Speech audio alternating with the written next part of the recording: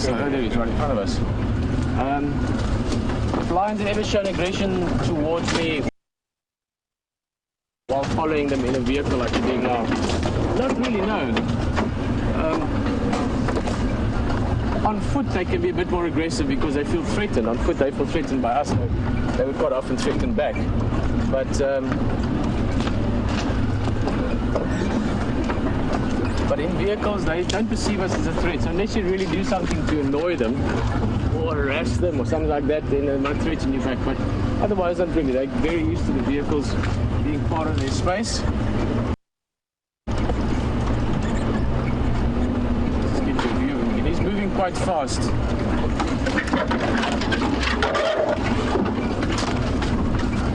Keep in mind all these brush we're driving through. This is brush that's very tough and copes with elephant populations. There he goes. Let's just have a look again. And cope with elephant populations and buffalo herds.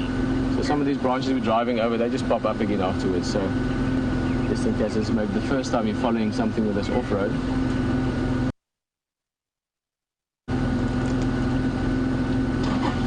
But yeah, he's definitely on a mission. Now, not so long ago, in the last week or so, last 2 weeks, there's been some sort of minor, what shall we say, political shifts, if you want, in the lion population, or these 5 males specifically. There was a little bit of inter-coalition arguments, presumably having something to do with mating opportunities or females. So he's been on his own mostly, this male, but he is part of a 5-male coalition. The Birmingham boys, if you've joined us over the last couple of days, for Big Cat Week, there's been some highlights and explanations of the Birmingham boys and some of the history. Very interesting lions.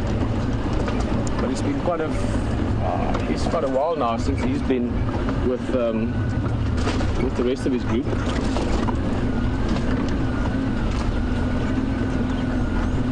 Guys, any stations from the west in the area of Gowrie Main that copy?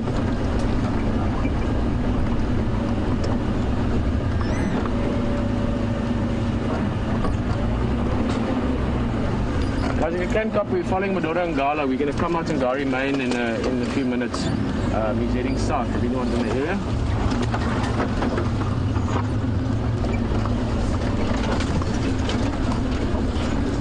Okay, awesome. I think Hayden is heading that way. Yeah, I see we're quite close to the road. It's just up ahead of us here. If anyone's in the area, I'll stand by. But we're going to have to have a last good look at him. I think he's going to cross very shortly. Run a little bit. Oh, bumpy work. Okay, we're on one of the boundary roads.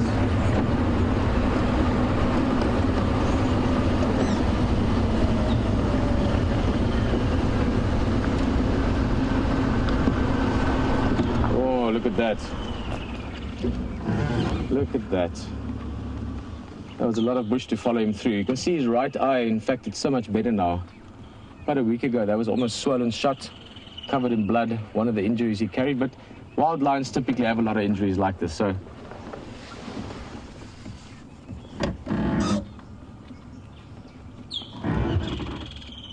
Oh, he's going to walk down the road for a bit. Lions actually do this very often. The road is obviously an easy place for him to walk, nice and clear, soft sand, or no sticks and things to worry about.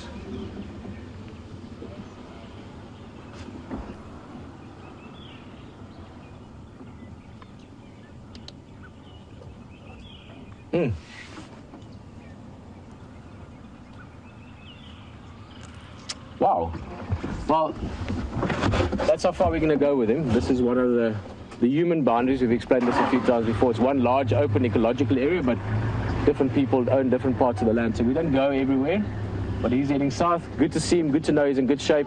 And yeah, I think Hayden might be getting some lion for us later on as well, if all goes well. And but for now, James is going to take you along on the walk, and we'll see you back in a bit.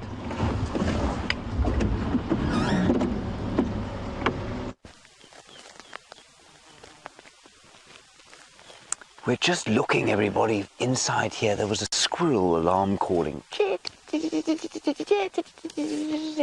Somewhere in here. Now, squirrels Well, alarm call is any kind of predator, be it an avian one like an eagle, a terrestrial one like a leopard, or something like a snake which could be climbing in the trees or on the ground. They don't fly too much in this area. And they have got incredible vision. I've heard squirrels alarm calling and gone to check the tree and found the squirrel, and eventually found a leopard sort of 100 yards away or 100 meters away. And so they've got amazing vision. So while the squirrels are just inside here alarm calling, we're not necessarily that close to whatever it was that made them upset. We're just going to do a quick turn around here, and then there's some giant eagle owls calling behind us there, and we'll go across and see if we can't find them in their tree, hopefully on a nest. So we'll just do a quick turn through here, just carefully watching to see what might be in the bush.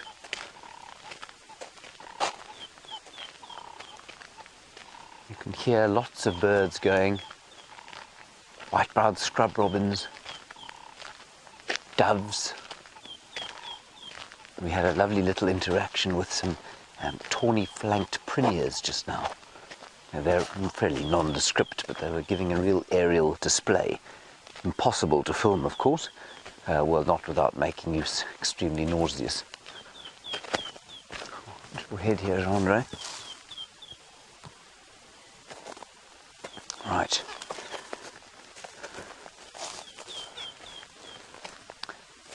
Now, while we're walking along here, Connie, thank you for your question. I'm going to speak very quietly as we look for whatever that squirrel was alarm calling at. Connie, you want to know if we get carnivorous plants out here, like the Venus flytrap or pitcher plant? There are one or two species that you find in South Africa, none that I know of that grow in this particular area. You do get something quite interesting called a carrion plant, though, and the carrion plant smells like it eats flesh, but it actually just smells like rotting flesh, and that's because it obviously is pollinated. Look at the spider. It's because it's pollinated, Connie, by some kind of probably nocturnal moth that eats carrion or beetle.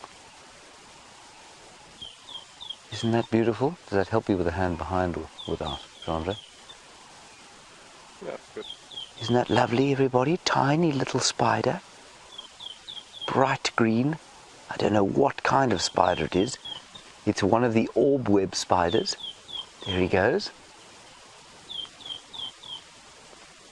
Now we get lots of different kinds of spiders, of course. An orb web spider is one like this, the kind of traditional spider that sets its web up between 2 points like this, between these 2 trees. They put out some strands to support the web, and then they build in those concentric sort of circles or geometric shapes, depending on how many support strands they have. Then most of us spiders, of course, do not build webs like this. We've got funnel web spiders and baboon spiders, which are like tarantulas, jumping spiders, which are hunters, wolf spiders, which lurk around at night time. They're also hunters. Lots of spiders like the violin spider, which lives under bark or under a rock or something like that. But the orb web spiders are the most iconic ones, and the ones that people are either most afraid of or most fascinated by. So let's leave his little web. His web's totally invisible to the eye. Let's go around here. Just see if we can't pick up on the squirrels. If we can't see them, we'll head back towards where those owls were calling.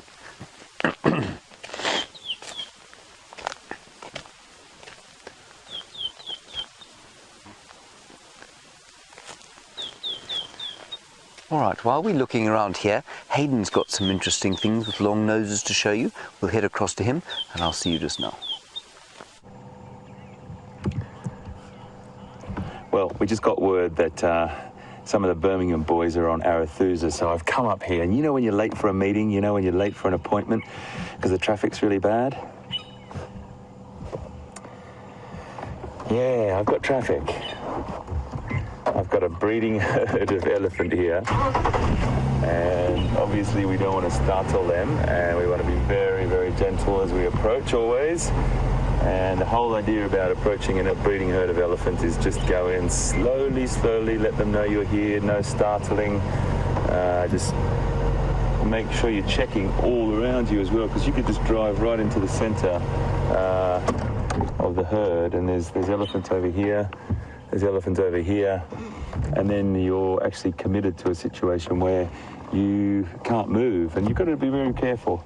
It's quite important that you know, you respect the situation that they're in. They're a very, very tight-knit family group, and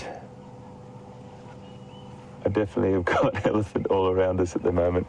So just let them get used to us, and we'll just drive on past. But we do have two of the Birmingham boys just up around the corner here, and there's a bit of traffic at the moment. How fantastic though. What a beautiful morning it is here in the Sabi Sands. Great to be back in the vehicle. Look at that, beautiful. A lot of elephant here.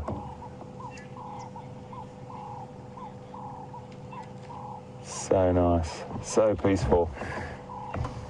We have a lot of elephant around us at the moment, so just going to take it very, very slowly here. It's a big herd.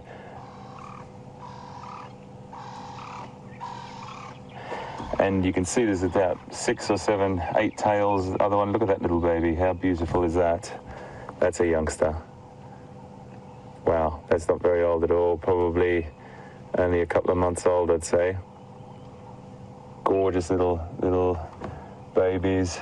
You've got some individuals over here. The interesting thing is also about elephants here in Sabi Sands. They're very, very conditioned or habituated to the vehicle, but you'd still have to be very respectful because, as I said, this breeding herd, this tight-knit family, there could be a couple of breeding herds that have met up, and breeding herds normally add up to about sort of 11 to 15 individuals, 9 to 15 individuals, and then when you do see those big herds, it's normally several family groups, several breeding herds that have met up and are just grazing or browsing together through the vegetation. But if we were to startle one of the animals and the matriarch didn't like that, she would rally the troops and get all the youngsters into a circle, and then the situation could be that, you know, she's not comfortable with us being around here. So really important that we look at it as a little, I think it's impala crossing the road up there ahead as well. Lots of these youngsters are really funny. They're just experiencing life, and they've got the protection of the herd around them, so they have a tendency to be a bit more playful. There's a really young one up there as well. So it just so happens that you can drive along this road many a time and not see an animal, but we do have a traffic jam, and what a traffic jam it is. I love it, absolutely love it. And how wonderful has the elephant encounters been over the past week on Big Cat Week? Fantastic encounters with Peter and Jamie, and amazing stuff with James the other morning, that beautiful big bull. Scott and Brent both walking up onto elephants. There's a little tiny one just about to come. Look at him, just sticking his, just come out there.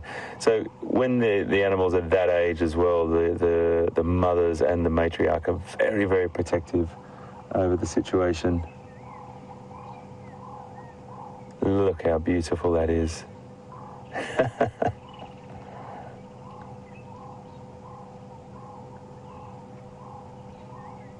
And I'm just sitting back this distance, folks, because the vegetation is very, very thick here. I'm not sure how many elephant there are around, and I don't want to push them off the road. They're very, very comfortable. It's not like they're passing. They're static. They're grazing, browsing on whatever those, I can't quite see from this distance, but they're well into a feeding time. Look at that little baby. How beautiful is that? So we're still waiting for the rain. It hasn't come yet. There's a lot of activity on the reserves. Beautiful little creature.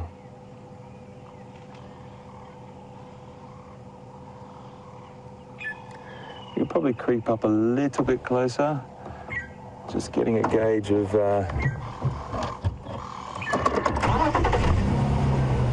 see some animals over here. I think they probably pass around the other side. Bull there. Very hard to see in this vegetation. We'll just creep up a little bit closer. I can see there through to see if there's any more individuals. Once they pass, and I'm happy that there's no others there and we're not cutting off the herd. Splitting the herd is always not ideal, particularly, as I said, with those youngsters, and huge respect, huge care. Remembering we are visitors in their environment. We are visitors in this theatre. Magic. So what we might do is, just whilst we're waiting for this traffic jam, I tell you, the frustrations of life in the bush, eh? Whilst we wait for this traffic jam, let's cross over to James. I'm sure he's got something interesting on bushwalk. He does amazing bushwalks, as do all the guys, but he's out there now. Let's cross over and see what he's up to. Everybody, what you're viewing there is a tremendous example of the sacrifices to which we're prepared to go to bring you incredible coverage here from the African wild. While I was waiting to holding a fruit chaffer in my hand, I was attacked by a fly which stuck its nasty little proboscis into me and drew blood from my insubstantial calf. I don't have much flesh to lose from that particular region of my body, and the fruit chaffer has flown away. But Gendre, there's something else down here. It is a beautiful, beautiful iridescent starling-coloured bug. Now, I'm not going to try and touch it because these bugs tend to smell. They tend to have a vicious kind of ability to give off foul-smelling substances that defend them. You got him there? Yes? Right, and you can see he's got a beautiful white belly, and he's called a shield bug. I mean, there are probably thousands of species of shield bug, but this particular one is the most amazing starling sort of shaped colour, or starling-like colour. I'm going to turn him around to camera a bit. How's that, Chandra? So there you can see the amazing iridescent greens and blues and red. He's almost got orange eyes like a Cape glossy starling. You can see those orange bits there. And like I say, these shield bugs do make nasty, nasty smells when you touch them. Now, when I say bug, remember that the bugs are actually an order of insects. So we tend to use bug as a generic term for any kind of creepy crawly that gets into our beds at night and we try and spray or empty a can of insecticide on. But bugs are actually a very specific kind of insect. Again, tens of thousands of species of them, but they're different from beetles and grasshoppers, and different from dragonflies, which in turn are different from the flies, and which in turn are different from the bees and the wasps. So that's a shield bug. Now there's another thing here, Jean, I've just spotted. I think this was the blighter that bit me. Look at him here, Jean. I don't know if you can see him down there. Got him there? A little fly. Let me move the grass out of the way. Can you see him? There we go. Oh no, I flicked him away. Sorry everybody. I think he was the blighter that got me on my leg. Very severe injury that I took from that fly, really. I mean, but don't worry, I'll be okay. I know that you're desperately worried for my safety and grateful for the sacrifice that I am making, of course, for your edification and entertainment. But fear not, I'll be all right. Come on, Gendre.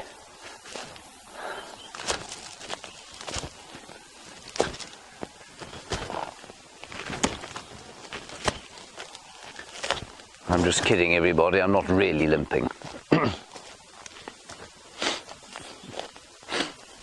Now, Doug in Connecticut, you've asked some very interesting questions about, I've just got to get Gendre underneath here. He's carrying about 75 kilograms of equipment. Doug, I will answer your question.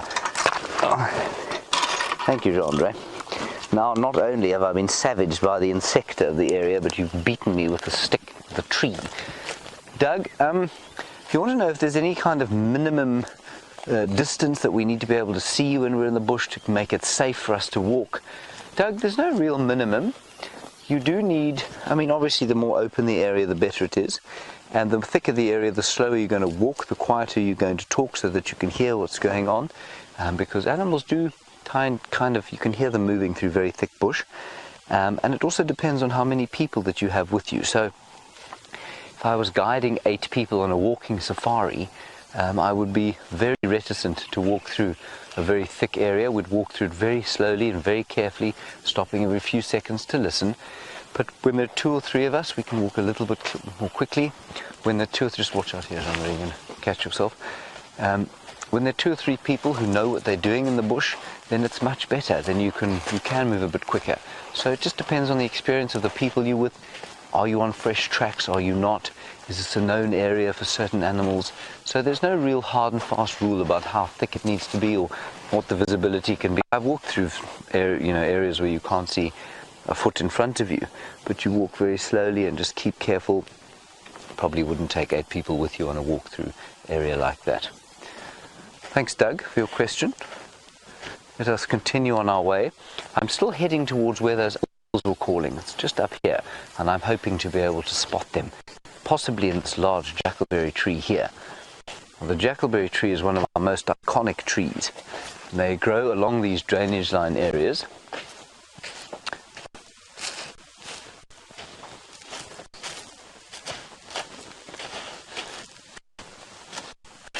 Now, bear rodka, you're obviously a bit of an arachnophile as opposed to arachnophobe, and you want to know where the golden orb-web spiders are.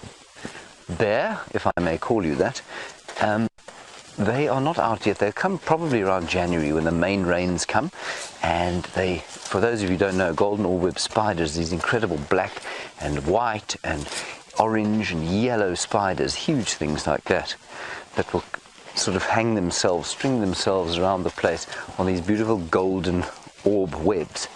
And they terrify the life out of people who don't like spiders because they look like they'd swallow your head. Colors. Totally harmful. They can give you a bit of a bite. I've had them all over my body by mistake at various times. Never had any problem. But if you're an arachnophobe, you don't want one of them on you. They are the quintessential kind of alien-looking spiders. Right now, these owls were calling from somewhere here. They're very cryptically coloured, although they're very big.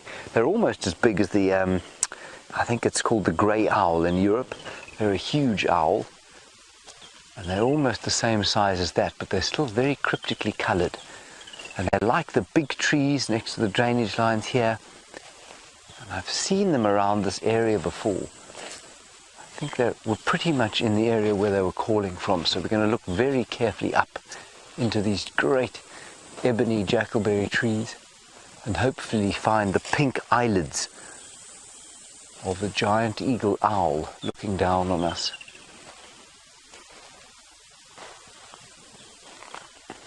Just such a pleasure walking along through here during the course of the morning. It's fresh and beautiful, and just you can smell so nicely. So we're going to carry on walking down here, seeing if we can find those owls. We'll go across to Pieter, see what he's up to. I think he's still looking for that male leopard, and I'll keep you posted on the owls. Bye-bye. Well, lots of things happening. Hayden had some wonderful elephant. He's over towards the west of where we are now. And we're just coming up on an open area that's, well, as you can see, opening up around us. That too much line, but let's just check. We left the lion, obviously, as you know, when he joined us, but that's too much man. We are now just basically circling back through the area where that leopard was last seen. He hasn't been found, and hoping that he'll pop out on one of the roads. We'll either get the tracks, obviously get the leopard would be great as well.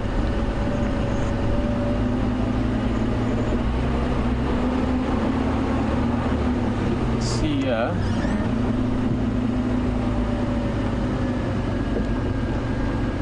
Have a look at this little bird. I showed you the nest yesterday afternoon. We've looked at this a number of times over the last while. Just next to the road there. There it is. And it's got a little nest there. Now it's known as a Senegal lapwing. We used to call it a black-winged plover, was the older name for it. And they make these perfectly camouflaged nests. And the eggs itself also, if the parent isn't there to sit on them, then the eggs are very well camouflaged. You could be a predator and run right past it. Just to update, if you've just joined us, we started the morning with 2 cats, one leopard, 1 lion, but we could only see the lion. Last night we ended the drive, obviously, with beautiful leopard as well. We had mvula. I'm guessing it's mvula that was seen this morning. Just give you another look at this beautiful bird. And we also saw Karula last night with James. She was seen quite far west, actually, for her usual area, so it seems there might be some sort of territorial dynamic changes going on. We're going to leave this little bird. She's happy. She thinks we haven't been seen, or she hasn't been seen by us.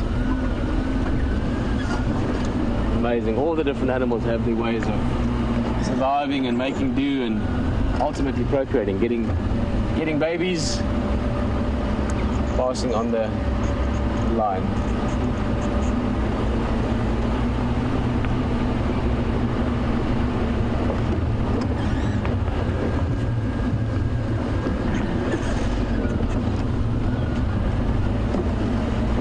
Morning, Ralph. That's a great question. You're asking what's the purpose of the mane on a male lion. So guys, this is a road we haven't driven yet this morning, so it's always good to check carefully for tracks.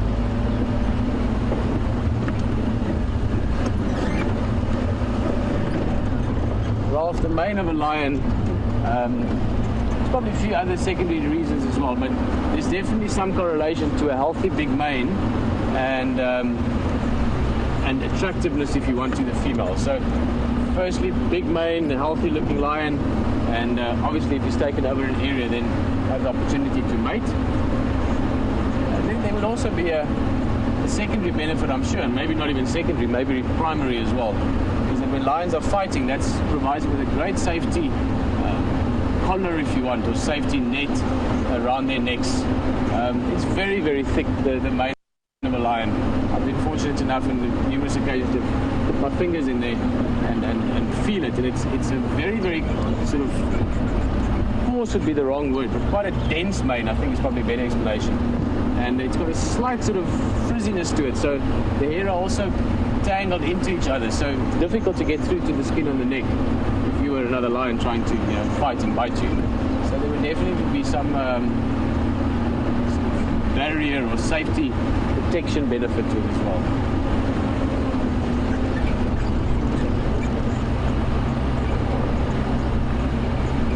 Well, that lion we spent time with earlier was one of the Birmingham boys. As I said, there's 5 of them, and I've only seen one since being back here, so perhaps you can see a few other Birmingham boys.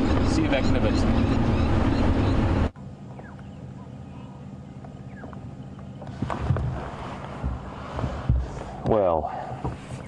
Well, look what we have here.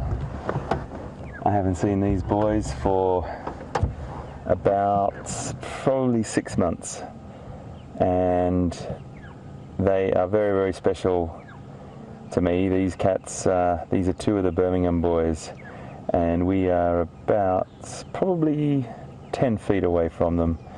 The lion that Peter was with this morning, I think, I haven't had a confirmation, but I think it was that male that we were going down through the drainage line after as well. He peeled around the other way, which is fantastic, and that's the beauty of having several vehicles. He picked up on that Birmingham boy, and I think that's the one that has the sore eye that was over on Juma. I'm on Arathusa Game Reserve at the moment, a magnificent game reserve. And the guides here have been always fantastic in letting us know what's going on. Just came down the road, and sure enough, here are 2 of the Birmingham boys. Now these 2 boys and their other 3 either brothers or associates in their coalition. It's normally brothers, not always, but normally brothers from the same litter that may form a coalition, and the coalition is formed for strength and to maximise chances of takeovers, and these boys have definitely established themselves here. It's really great for me to see, because when I first met them, excuse me please, when I first met them, it was actually Big Cat Week last year, and we were driving along the road and VM was on camera, and we just saw a little tail flick, a fly, and pesky fly, a tail flicked up in the air, and VM said that, just like that, the tail flick. VM said, stop, stop, stop, and we drove over, and sure enough, it was the 5 of them, and that's when they were, you know, flying under the radar. They didn't want to be really known, they weren't that strong, but now I'm looking at them, and their manes have developed massively, because when I first saw them a year ago, when they were about probably 4.5 years of age, their manes were still, they're on the go, they were starting to develop, but now they're starting to look really beautiful. And it's such a pleasure. Please just stand by, folks. I'm just got to talk to one of the channels on the radio. Yeah, Hayden, copy.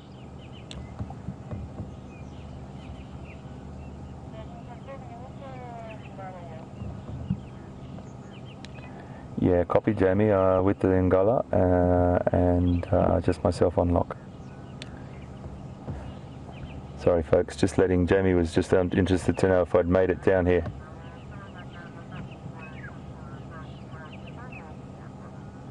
Okay, so there's a lot of action. Jamie's just telling me, thanks Jamie. Jamie's just telling me there's a lot of action going on around Larathusa and on the border of Arathusa and Djuma at the moment, so they're following up on things as well. There's potentially leopard as well, which is fantastic. Oh, look at this. This is beautiful.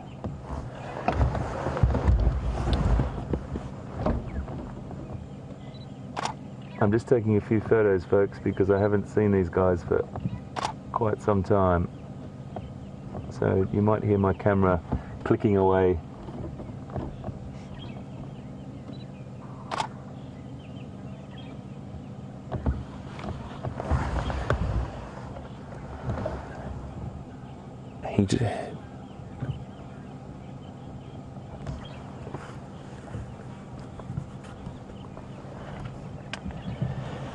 So I've got a really nice question from Vanessa. Hi Vanessa, great to have you with us. Vanessa's asking about the lion's mane and whether the colour has anything, is it any significance in the colour of the mane. Vanessa, it is very, very similar to humans, as you said, as your question asked, whether it's just different colours, different coloration. Some males will have very dark manes, others will have very, very blonde manes. It'll be a genetic line or a genetic sort of trait that is in a particular region, and you know, some will have darker manes than others, so I don't think there's any rhyme or reason to it, but that mane does play a very, very important role. But thank you, Vanessa, for your question. Hopefully that answered it for you. Variations right across Africa. I've seen very, very black mane lions in Namibia, and I've seen very, very light mane lions in Namibia as well, so you know, they all differ. One particular individual here who out of the Birmingham boys that I had an encounter with back in Big Cat Week last year, and he was a very, very blonde male lion. His mane was really pale in colour, and it may have darkened up now. It could be one of these guys.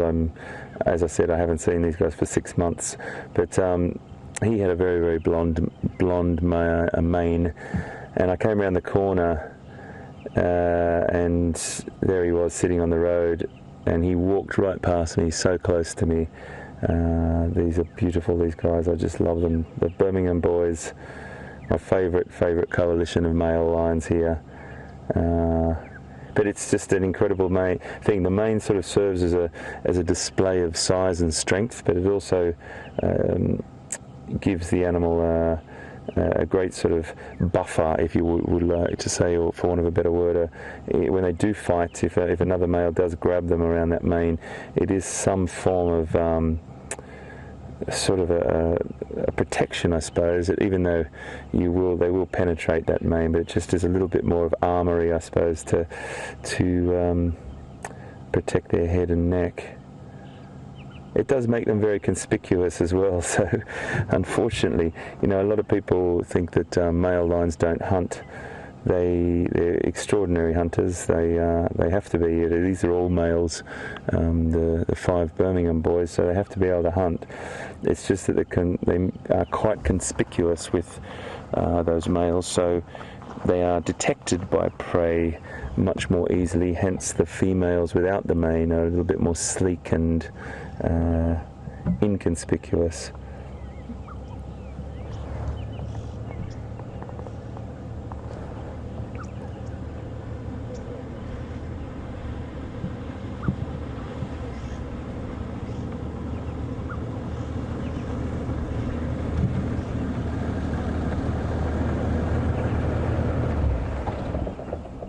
How are you? Good, thanks, mate.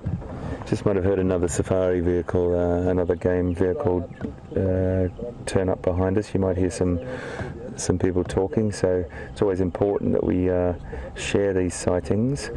But Wilma has got a fantastic question on that we've just received. Welcome aboard, Wilma. Thanks for being with us this morning. And Wilma, your question is, you always notice that lions start feeding from the back end of the animal, and why is this? Well, Wilma, there's several reasons for it, and it's predominantly that area, or the softer regions, the under the belly, around between the legs on a prey animal. The skin is a lot softer and a lot easier to access. The first thing that they'll go for when they get in there, potentially there'll be a squabble, but it'll be those very, very nutritious internal organs, so the heart, liver, and all those sorts of things, what they'll be going for first.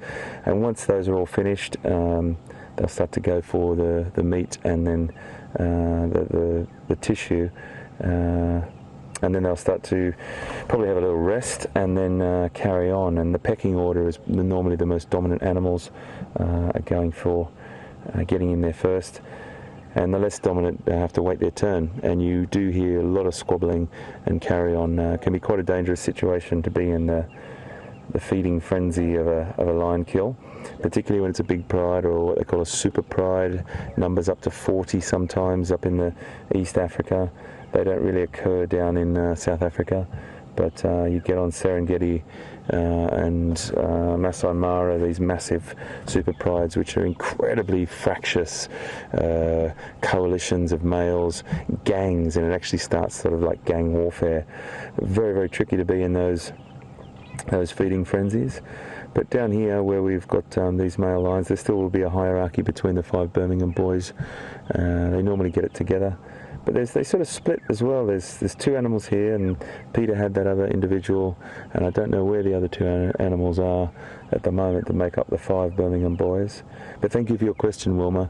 And yes, they do start normally down in the softer regions of the animal, where they can penetrate the internal organs and get those nutritious organs first and foremost. Look at that. Just put his foot on his brother there. I just want to take a quick image of that, folks.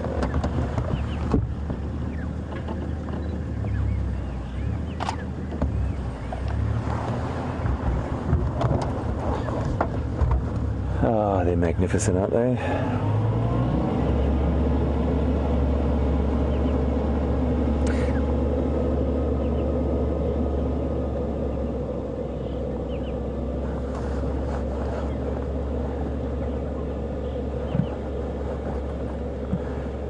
So I got a good question from Dorse in Pittsburgh.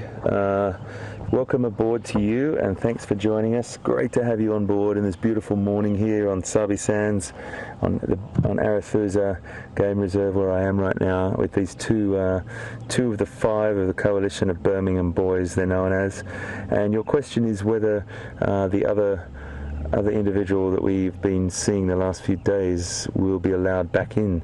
Absolutely, Dorse, he'll be allowed back in for sure. There might be a little bit of a greeting or whatever carry on when they meet, but there's no sort of expulsion from this particularly if it is a brother, and they are 5 brothers. We're not sure. As I said before, you know, it is normally a brother. Coalitions are normally brothers from the same or the same pride that have broken away when they got to an age where they were a threat. But he'll definitely be allowed back in, so there's no worries about that. Thank you very much for your question.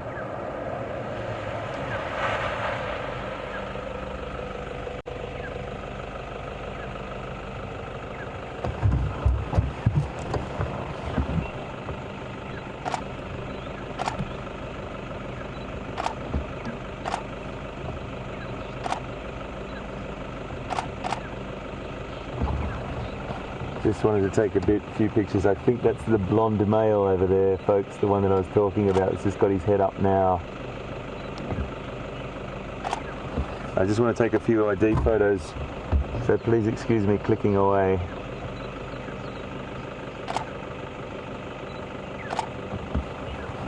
Oh wow, I think that is him. Well, I think these guys are going to be here for some time, so that's absolutely great that they're here and we've found them. Let's cross again to James. He's always got something interesting on that bushwalk, and we'll be right here if anything changes. Look everyone, it's a woodland kingfisher. Now, not as many people say a woodlands kingfisher, singular woodland kingfisher, and they're displaying around here. This one was standing with its partner, with its wings out, this sort of an astonishing display. And they stand with their wings out and they kind of pirouette around in the most balletic and ridiculous fashion. It's wonderful to see. And there is the one, the other one's flown off along there. So let's walk gently along the drainage line here, and we'll see if we can't spot the other one. They're like little F-16s. You can hear them calling all over the place. I've always imagined them flying along these drainage lines as they come back from equatorial Africa, like little fighter jets. What are you laughing at, Jean-Andre? There they go. Oh, here we go. Come around here, Jean-Andre. We'll just get them silhouetted again against the sky. Lots of them, and they'll love these dead trees because they've got holes in them, and these kingfishers like to live in holes. There's one and there's the other. Can you see them both?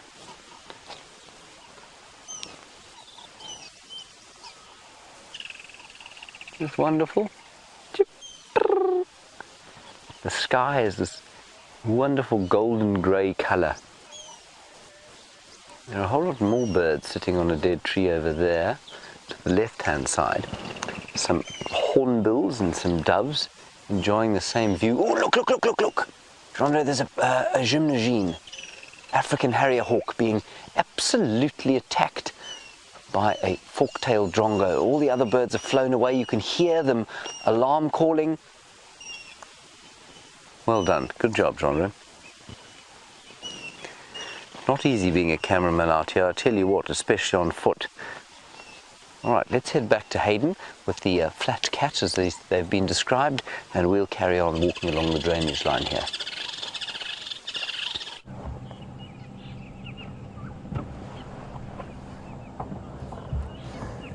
Well, welcome back everyone. The boys haven't done much here. They've just set up as another vehicle drove past on their way out of Arathusa, and they're pretty chilled out at the moment. But I have to say, anything could happen, because those elephant that we were blocking the road for us, that we had to sit there for about 10 minutes, they are just over behind us, probably about 500 meters. So if they come down this way, there'll definitely be some action. The Birmingham boys here will definitely hop out of the way. There's no contest with elephant, that's for sure, and particularly when you've got these elephant that have got such youngsters. They'll definitely push the lines well out of the way, but they'll also make a quick exit themselves. Now, I'm taking a few images as I go here for the simple reason that I want to try and get IDs on these Birmingham boys myself. I want to be able to get individual shots of them so I can just remember them. And I really urge you to take some screenshots. So many people do beautiful screenshots. Some of the screenshots I've seen of late are just incredible. I really don't know how you do it. You've got such great eyes out there, and all of you that are with us this morning always post fantastic screenshots on Twitter, on Facebook, on Instagram. It's just fantastic to spread the word how wonderful these animals are. And I really have to do a big shout out to the Juma junkies who have always been superb in posting things like that, and really great support, and WildEarth Safari fans page, just great images, and there's loads of others as well. All you people out there that take screenshots and post them, it's such a fantastic thing for us to look back, because a lot of the time we don't take images, we'll be talking or something like that, and then we get to go back and have a look through Facebook and Twitter and see all these beautiful moments that you've captured for us. So thank you to everyone for that.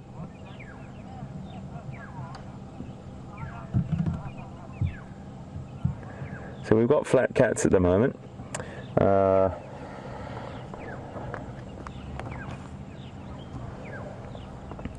So whilst we've got these flat cats, of course I'll come back to you if there's any movement or if that elephant interaction occurs.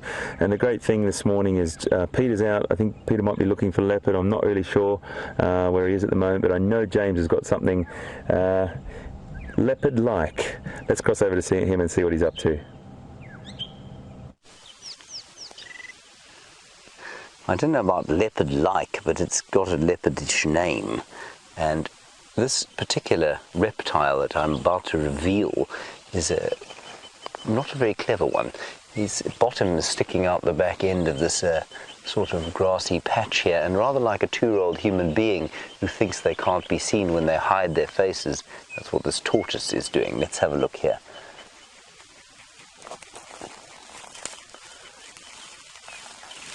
There she is, or he is. Enormous leopard tortoise. That's where the head is. If we sit here for long enough, the head will pop out. Maybe not pop, just stick gently out. Isn't that lovely? See the scales on his front feet? You can possibly just see his snout sticking out there. He won't stick it out, I don't think, while I'm here. Certainly if there's any movement at all. Here it comes, here it comes, here it comes. Look at that, look at it. Look at his wizened old face. Doesn't he look like he's got some stories to tell?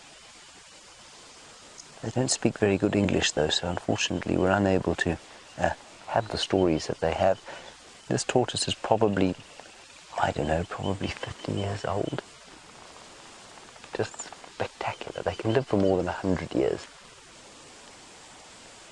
The only thing that will eat one of these things when they get to this size would be something like a ground hornbill, and I've just heard them calling off to the south here. Ground hornbill looks like an enormous black turkey with a red kind of wattles, with red wattles on the neck, and they've got a chisel-like beak that they can smash into the top of these tortoises and they pull out the flesh. But other than that, not much will get hold of this tortoise. We did see those giant eagle owls, by the way, but as soon as they saw us coming, I mean, from about 100 meters, 300 feet, they flew away. So let's put him back in there, and we'll just show you the back side of him and how he was attempting to hide. It's really rather pathetic attempt.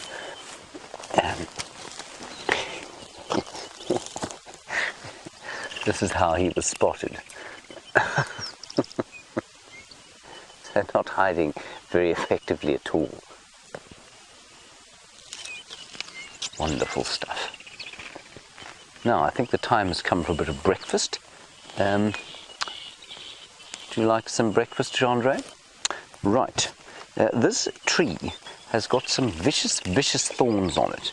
You can see, where's the best example? Let's have a look at these ones here, Jean-Andre. Look at those vicious thorns. They will go through a car tire.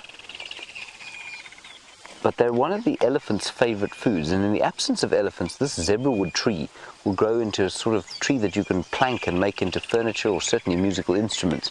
Apparently it makes very nice clarinets. I'm not a clarinet player myself. Jean-Andre, are you a clarinet player? No. But because it's got so many thorns, you can often tell that the taste of the leaves will probably be quite nice because they don't have necessarily invest in chemical protection. So I'm going to give this to Chandra. There we go. Is that delicious, Chandra? There we go. See? And a lot of the trees out here that don't have thorns on them will taste very chemically, very tanniny. These, very, very edible. Look, I'm not going to cook them up and eat them with my filet mignon, for example, but certainly not offensive.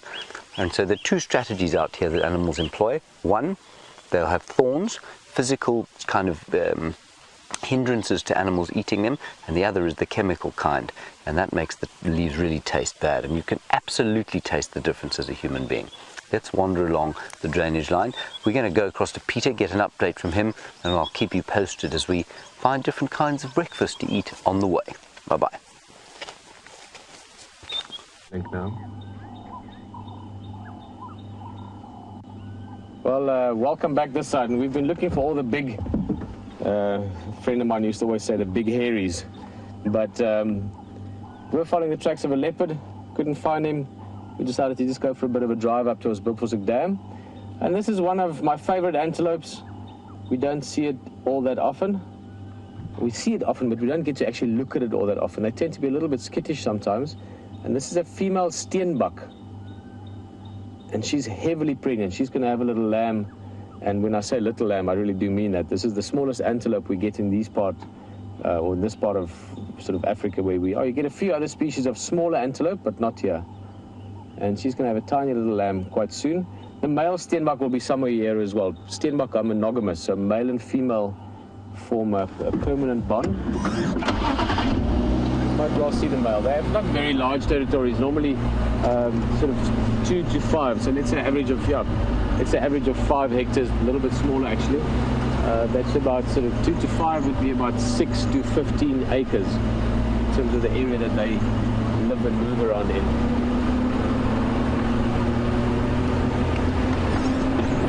Beautiful morning. We were all gearing up for a super hot day today. That's what was predicted. This is from an elephant causing a roadblock. Let's see, just push the tree over basically to get to that's the leaves at the top, but he was in this case trying to get to the roots.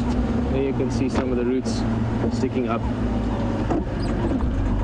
couple of days back. So we were all gearing up for a very hot day. I think the prediction was something like 40 degrees Celsius, which is it's close to 110, somewhere in that region. Very, very hot is the simple way to put it. But now we've got some overcast conditions. It's nice and cool, actually. Very pleasant temperature. Who knows how it will stay for the rest of the day. And we are heading... Where shall we go? I think we should go to the hyena den. Look at that stunning sky. Love it in the mornings. We're not that far from the hyena den, so you might as well stick with us, or unless something else happens, lions or tigers or bears, as Keats I think always said in his poem. Good weather for the den, so we'll go have a look there, and then we'll go up towards Biltfontein Dam, see what's happening that side. Brent and them are on the tracks of a female leopard, most likely Karula. Very interesting actually, those of you that follow the cats carefully. Last night, I believe it was Karula that was seen briefly with James, which was very exciting because we'd been looking for her, and then we found Mvula. It was just, all happening. And Karula is very far south and west of where she normally is. She is close to Triple M, which is, for those of you again that know the area well, between us and Aretusa, that sort of main road. That's where she was seen, and that's right sort of. I mean, she used to go traditionally that far, but Shadow has been using that area more and more. So it seems that Shadow is maybe moving down slightly, a little bit further south and west, and Karula is moving into this space, which would be interesting as well, because that would mean Tandi, her other daughter who's to the east, could move in as well. And if this is maybe your first safari with us, I apologize if that sounded like Greek to you. We're just talking about and hypothesizing around the different leopard females here and how they could influence each other's territories or areas that they live in. There's always a bit of a flux and a move and a constant sort of subtle change, or a dance if you want, other areas. we like to.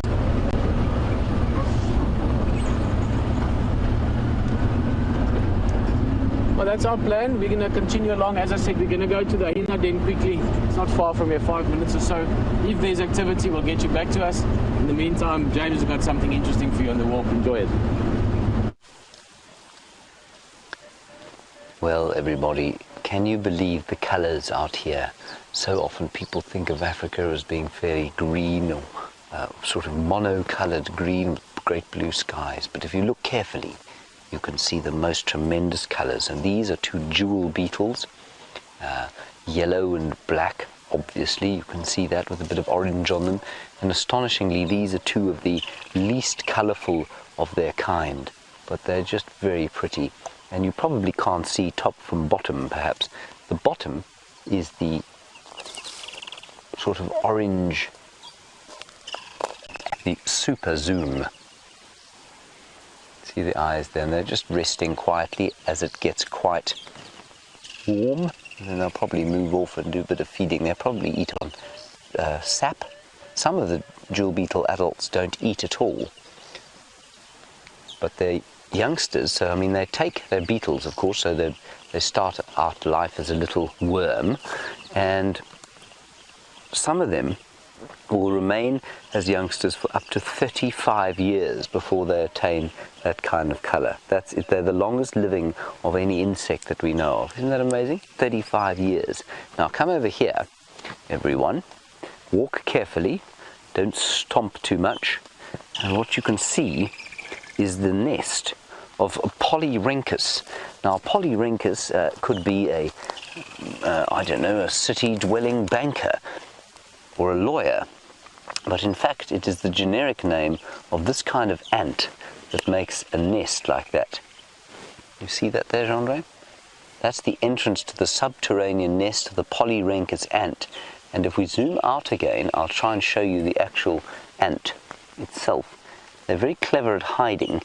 Here's one here on the air. It's going up the branch. You got him there. He's here where my stick is. My stick is pointing to him. There he is.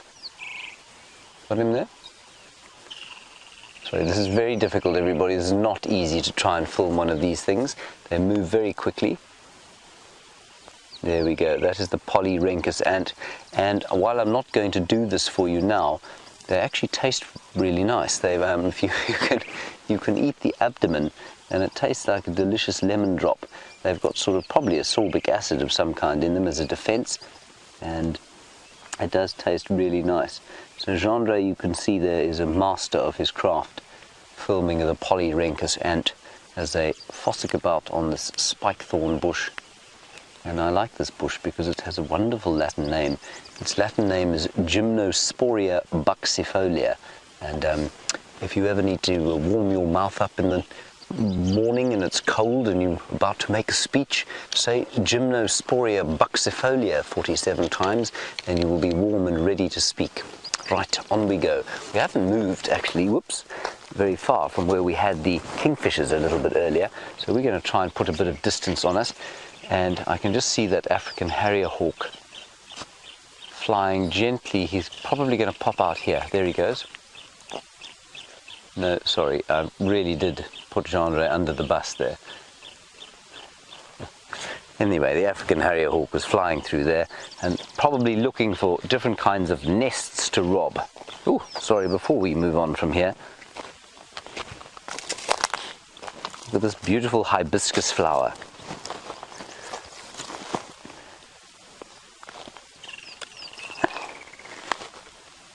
Now, Marianne in Texas, while we look at this gorgeous hibiscus flower as it comes into full bloom, you want to know, well, this is actually quite an interesting hibiscus. I'll tell you about it now. Marianne, you want to know, malaria is carried by the mosquitoes, and that our ticks carry your tick-borne disease. Certainly we get tick bite fever from the ticks here. Nothing like as bad as some of the Lyme's disease that you do get in the US. Excuse me.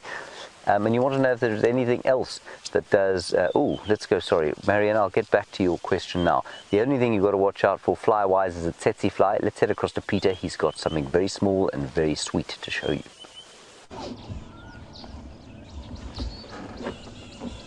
Well, luck's on our side when it comes to the hyena. I haven't actually been here for a few days. I was yesterday, I was here briefly. Slippery slope. And they weren't here, and I haven't been here too many other times the last few days, but this little guy is just absolutely adorable. I mean, it's not just a sort of a beautiful little animal, but just in the stage of its life now as well. It's at that stage where it's starting to explore. I know yesterday on drive, it actually came down the termite mound all the way for the first time, and this will start going on more and more now. And the same with, if you compare that to human babies, you know, at first they don't walk so well, and then when they can walk, they start to walk around a little bit, and then once they're mobile, they start getting very sort of curious about their surroundings. And this is exactly where this young lady is at now. I keep saying him, but it's more just sort of manner of speaking. It would most likely be a female cub.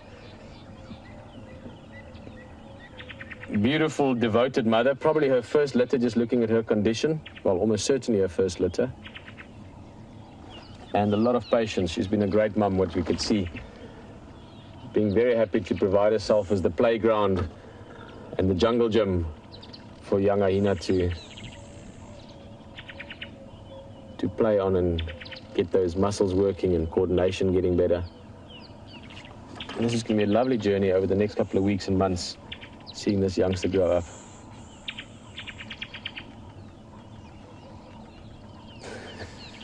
Still falling around a lot.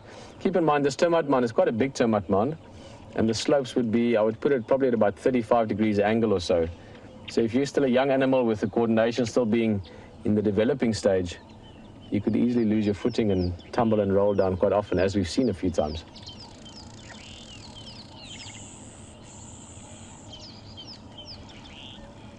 I'm going to wait a little bit. I think the young one will come back out again.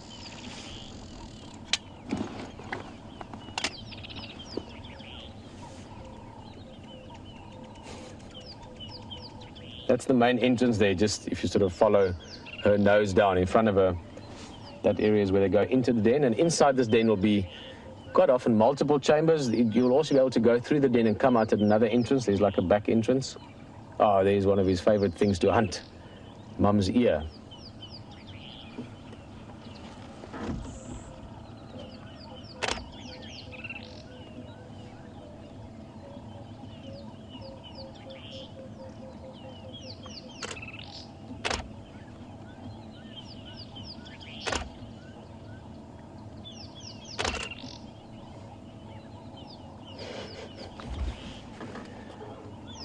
Once you explore, you can see it's looking at us. There it's sniffing an ant.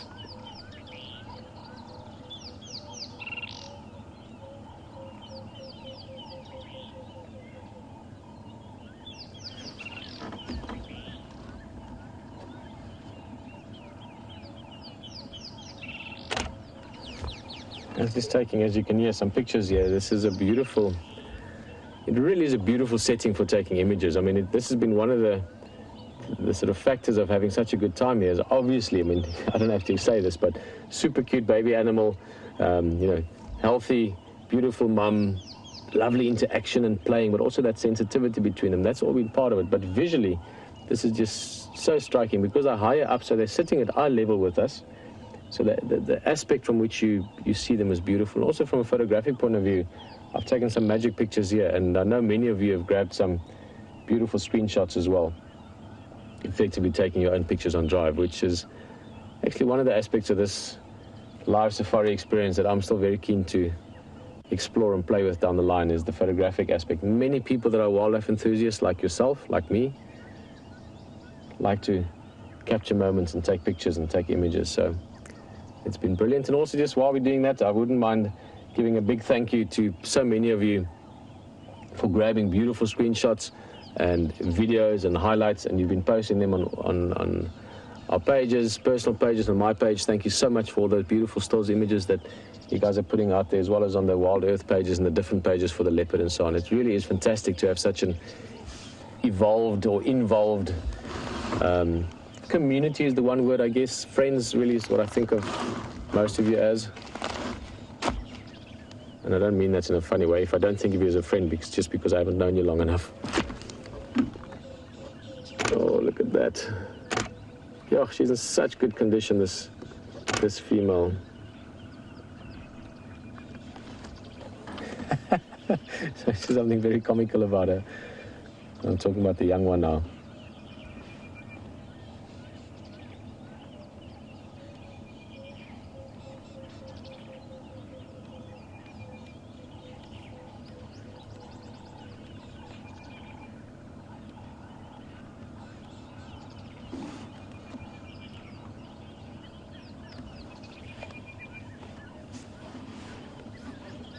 Lovely bird sounds around us here as well. It's actually a very peaceful scene, this. You have this very easygoing, very tender, sensitive interaction between mum and youngster. Oh, exploration time. I'd say it's another week or two at the most before this youngster starts to come and have a closer look at the vehicle here, the landy that we're in. But yeah, just sitting with these two animals, mother and daughter, and the tenderness between them. Also the surroundings, as I said earlier this morning, it is quite overcast, still lovely temperatures, and you can see all the different birds calling. A rattling cisticola, you can hear a grey lory in the distance. Burchell's cuckoo, often called the rainbirds, they calling. Way in the distance, a red-chested cuckoo, a pitmevrouw in Afrikaans.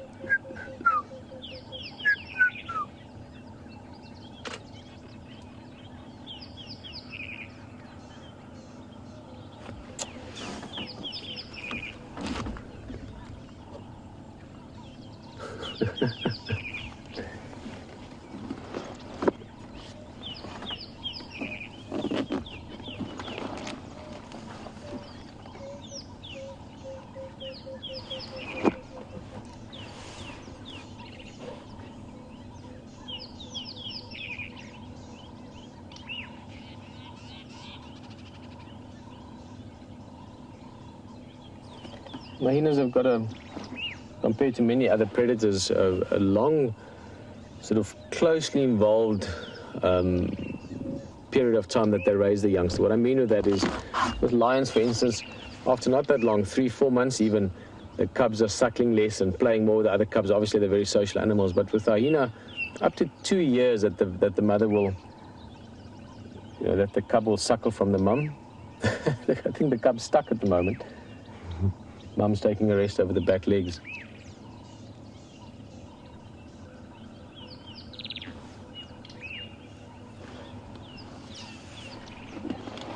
So it is beautiful to see this, and also that they will stay very close over the next many years.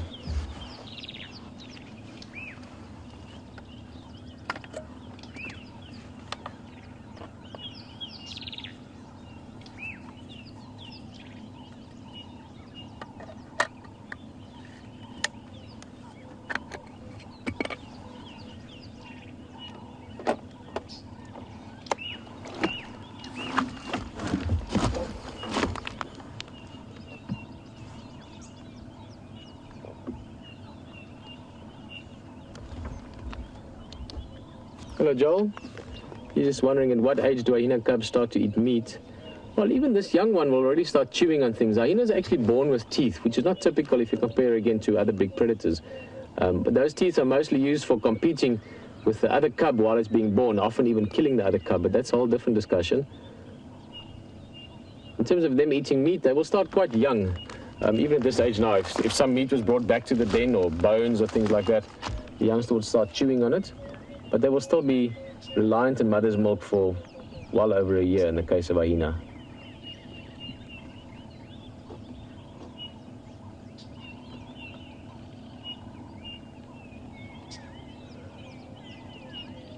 Oh, look at you can see they look at mum's lip.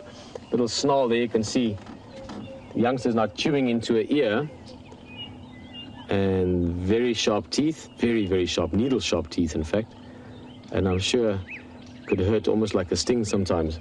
We're going to stay here, watch some more of this, get you back in a minute, but quickly, James has got something that might be as sharp or perhaps sharper than the teeth of this little hyena.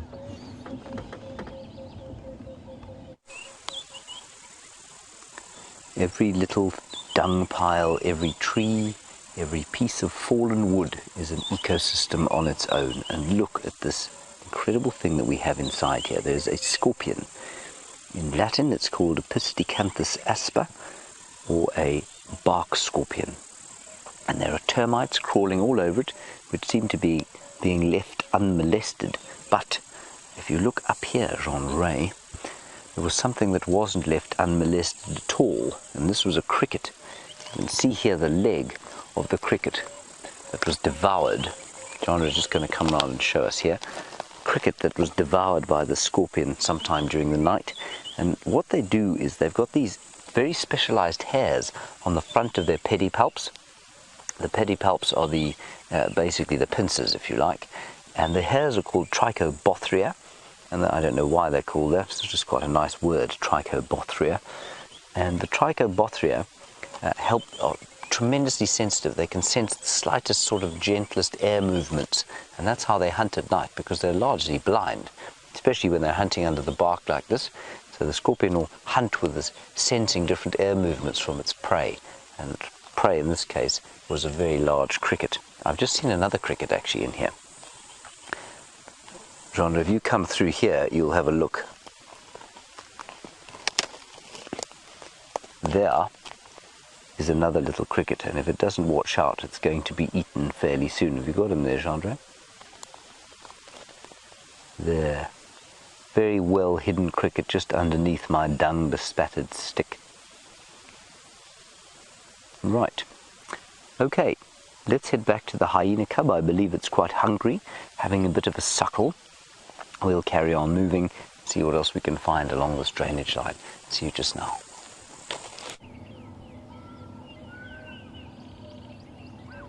Well, welcome back at the hyena den. And if you think it was nice and peaceful earlier, it's even more so now. Presume you got to see that scorpion with James. It's always interesting to see one of those animals that people are fascinated by, especially when they come on Africa or come to Africa on a safari. They're always worried about scorpions. They don't typically bite people, luckily. We're too big for them to eat. But you have to be careful. It does certainly, you know when you've been stung, put it that way. Super peaceful feeling here. They were playing around a little bit. I'm sure there'll be more of it shortly. But for now, the cub has gone in for some suckling time, feeding time, normally followed again by some more playing time. And I love that. She does that all the time. You see how she's putting her front paw over the cub, almost to pull it in closer to her. Oh, you can see there's a real sense of tenderness is the word that comes to mind all the time for me this morning. Closeness. Love.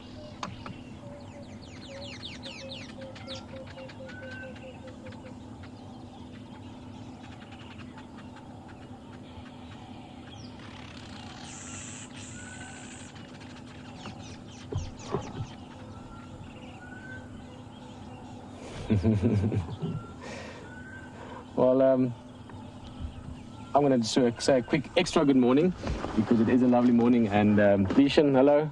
Awesome to have you. As always, on Drive, my wife, for those of you that don't know, has been part of this for a long time for me personally and for all of us as well. So fantastic to have you on Drive. And I must say I'm missing the kids a lot this morning looking at this.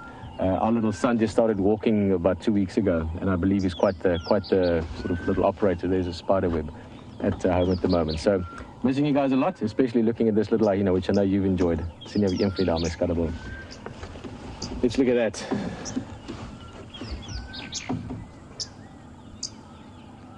In fact, since we're looking at young animals, I can get away with going on about my family a little bit. But one of the things that Lishan has told me numerous times over the last week or two is that our son Ragnar, who's just over a year old now, he gets very excited when he hears my voice on the computer or on the television at home. And my daughter also, maybe to a lesser extent, we're very close. Sydney loves wildlife, loves animals, but she loves little animals. She loves things like that scorpion James was just looking at, and she often gets very excited with those things to see. I'm sure she would have liked the scorpion. I know the other day with Scott and the chameleon, she loved that as well. So good to know that kids around the world, and I can say that from very personal experience, are loving this as well. So nice to have you guys with us. And I mean that all of you young people, anyone younger than 90. We need young people on the vehicle. We need old people as well, everyone older than 90. Great to have you with us as well. We need the experience on the vehicle. And this, unfortunately, it's a little bit overcast, but you can see the yellow color on it. Masked weaver. Very famous birds, or well-known birds in terms of African stories and bird culture, or birding sort of things people hope to see. Oh, okay, that nest has got a female inside. That's very exciting. The male has built the nest. He uses that bright green background of the fresh nest to display his bright yellow colors against. There you can see this nest is already probably maybe 2 days old, and the female just flew in there with a little bit of, there's the female on it now, and she brought some soft grass I could see in the beak, so she's busy lining the inside of the nest. So this one has worked out. The nest worked, male attracted a female, she's going to nest there, and once that is settled in and she's moved in, he'll start to build another nest again. In fact, he's just starting there. So guys, the hyena's just sleeping at the moment. We'll get back to them if they move. But that twig that's to the left of that nest, we'll see when he comes back. But he's busy cleaning the leaves off that branch to make the thorns more prominent, and then he'll build a third nest. All going well. Normally they like to build these nests above waterholes because they're less likely to be disturbed. But as you can see, at the base of the tree, we have super duper cute baby hyena and mum, and they're going to be here pretty much all the time. So for the weaver, that's a very good start. Even snakes aren't likely to go up that tree with hyena so close, but certainly things like mongoose, some of the smaller cat species, things that would have been a threat to those nests potentially, they're not going to be a bother to this nest because she's got hyena at the bottom. Well, they're not doing too much, in fact, having a sleep, and we're going to go over to Hayden for a bit. If anything changes or if she sees everything when she looks up like that, we'll get you back here.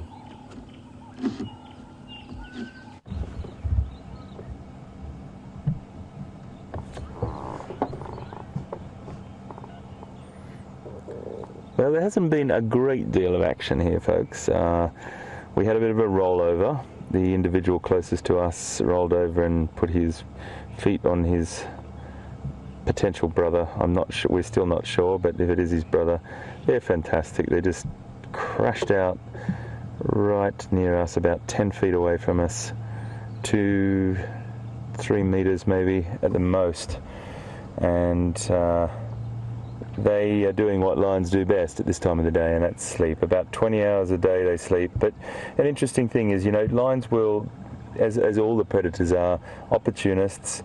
If something was to walk onto them, they would definitely take that opportunity and potentially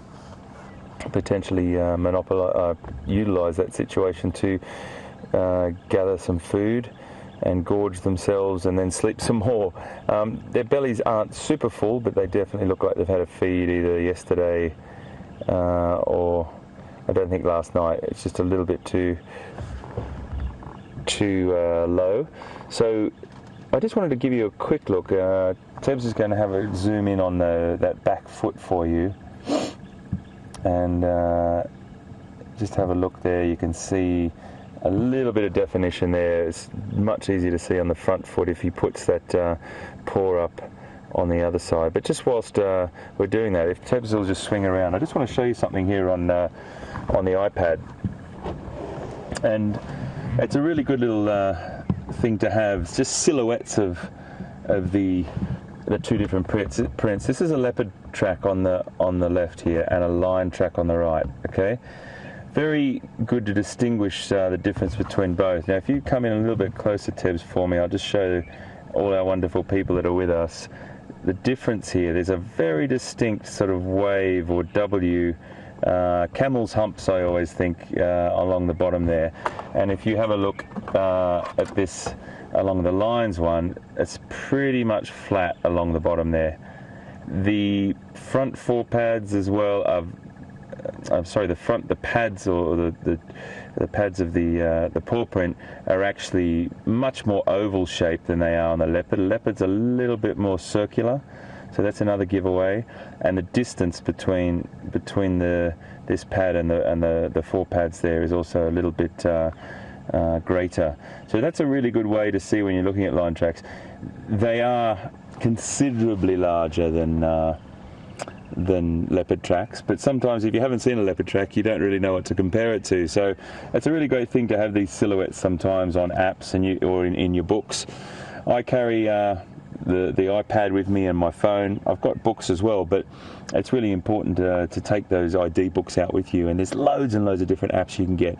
Another really great thing is if you want to get your children into it, which I think is an incredibly important thing, my little quest is Operation Wild Child. If you can try and do a wild thing every day for a month with your kids, you're on a winner there, because they'll start to get their connection with nature. But you know what? I always say, if you've got a problem with kids being connected or too connected with their technology, take the technology outside. Get some apps on it for them. They can ID plants or trees or birds or insects or reptiles or mammals. It doesn't really matter what it is, as long as there's some form of fun factor for them that connects their world with this world. You've got to remember that we are not going to change their world. All we've got to do is try and be smart about it and connect our kids with the natural world using their technologies. So it's a great thing. There's loads of apps that are out there. Lots of them are for free as well. You can see me waving this around too.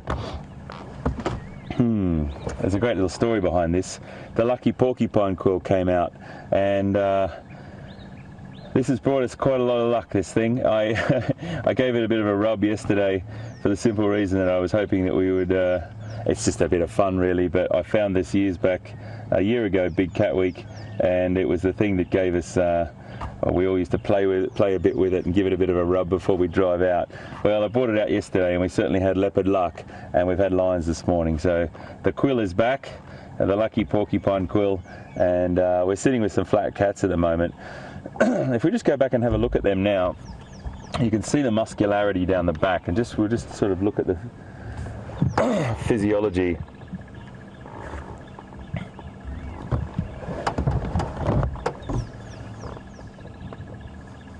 I've got pretty scrappy comms down here, communication with final control. Unfortunately, I'm sitting in a little low patch and I can hear questions come through to me, so please excuse me folks if I do pronounce the name wrong. I think it's Bryce, and Bryce, you want to know how many hours a day lions spend sleeping? Well, it depends, but majority of the time it's probably about 20 hours a day.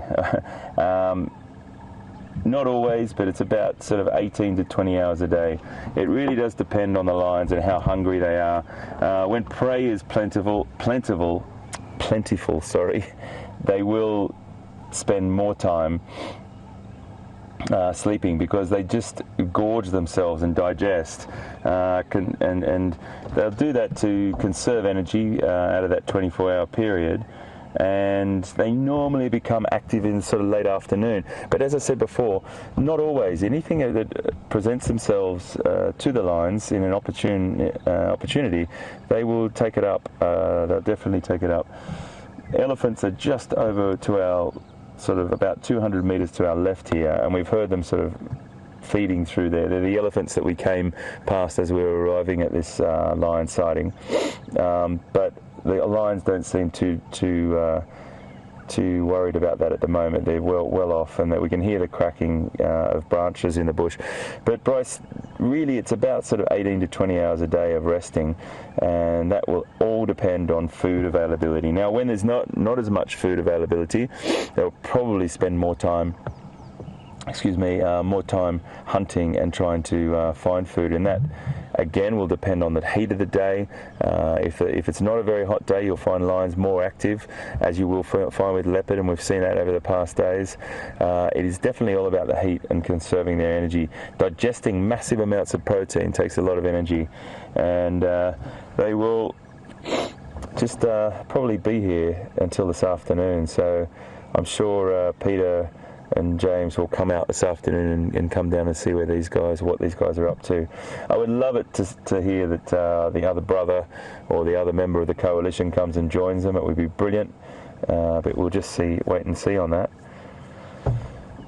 So just looking at this physiology. Thanks, Bryce, for your question. Great to have you on board, by the way, mate. Really appreciate you joining us and being with us on Safari Live. And remember, folks, if you want to interact with us and ask us a question, hashtag Safari Live, and you can send us an email at questions@wildearth.tv, and we'll answer as many of them as we possibly can.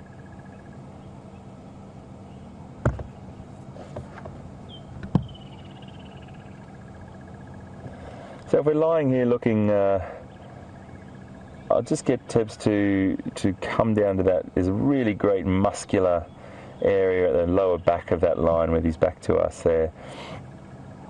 You can see that huge muscle there.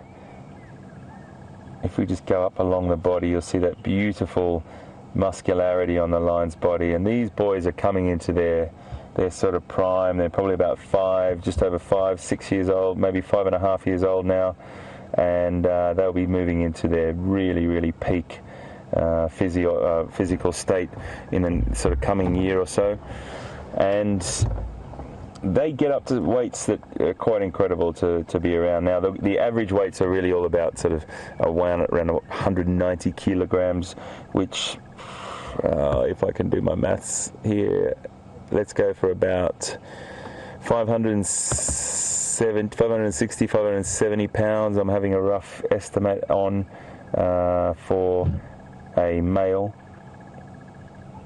But there's a record, I think there's a record, an old record in Namibia. I'm not sure whether that's been broken at this point, but I think he measured, or he weighed, sorry, about 260 kilograms or something like that. Goodness me, which is, wow, 260, probably well up around over 600 pounds, well over 600 pounds. So extraordinary size for those animals.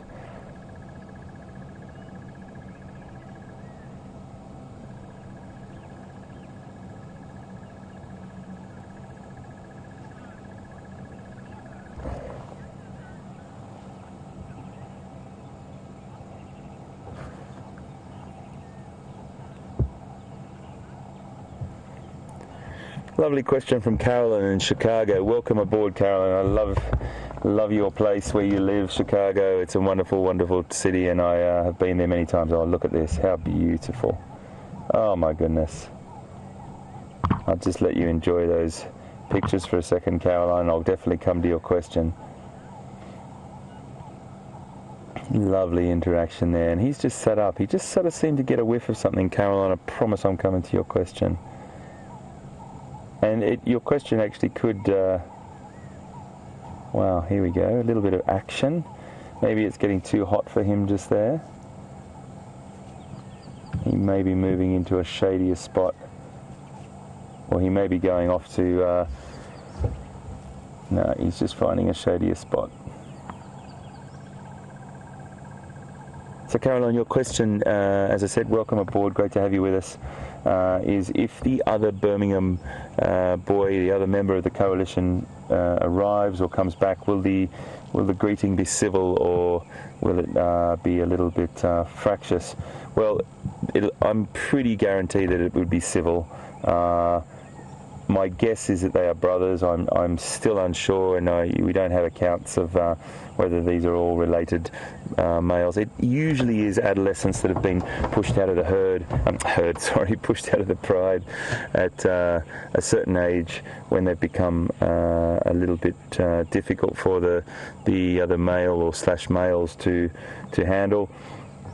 And they would have left a little bit like teenagers leaving home, really.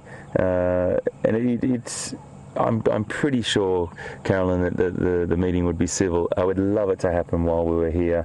You never know what's around the next corner, I always say. And he was heading this direction, and it would be just beautiful to see them come together. I was really concerned about that other male the other day that Peter was with. He was looking very, very unwell, and it wasn't the eye that I was concerned about. There was a puncture wound he had above his eye, and that looked quite swollen and quite sore, to the point where every time he roared, he'd shake his head. When he did do those roars, the first time, he'd shake his head after every roar, which I'm gathering just on an interpretation of that behaviour was that it was hurting him, that massive roar. would be sending quite serious vibrations through and maybe hurting or aggravating that wound. But yeah, the other day when he did roar with Peter, when Peter's perseverance and patience was so fantastic, and he got that roar right at the end of the show, it was just, he didn't shake his head.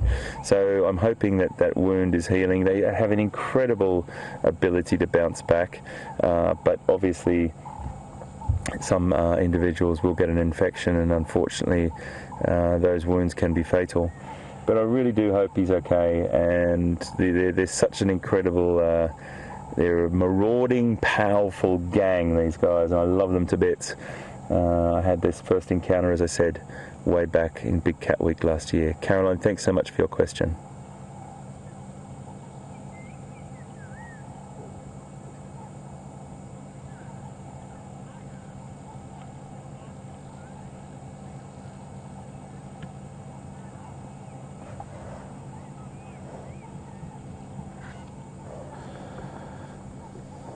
So we've got a question from Sarah in Ohio. Thank you, Sarah. Welcome aboard. Great to have you with us. And you're asking me a personal question of what's the biggest coalition I've ever seen. In Tanzania, when I was living in Zanzibar many years ago, working for Nat Geo, I was based up there, and it was a great privilege to be in East Africa and based in a beautiful place like Zanzibar. And I went into the Serengeti on a trip to do a little sort of bit of filming. I was filming some just sort of short stories, 5 minutes long, all over the place, all over East Africa, Uganda, Tanzania, Kenya, Burundi, Rwanda and Burundi. And I went into the Serengeti and we came across a coalition of 6. So that was the biggest I've seen. They don't normally get a lot bigger than sort of 5 to 6. There's definitely been reports of larger ones, but it becomes so unstable, or so it becomes just too it's too fractious. There's too much tension, and it really does become a problem. So the biggest one I've seen was in Tanzania, and it was 6 males. They had a pride of another 15 females with them, so it was quite extraordinary, and that was the biggest I've ever seen. Thank you so much for your question. Hey Big Man, how are you, mate? Great to see you. So we just had another safari vehicle turn up, and always great to share the sightings and let all the guests see these beautiful creatures. Flat cats at the moment, but still incredible to be around, particularly when you're only about 10 feet away from them.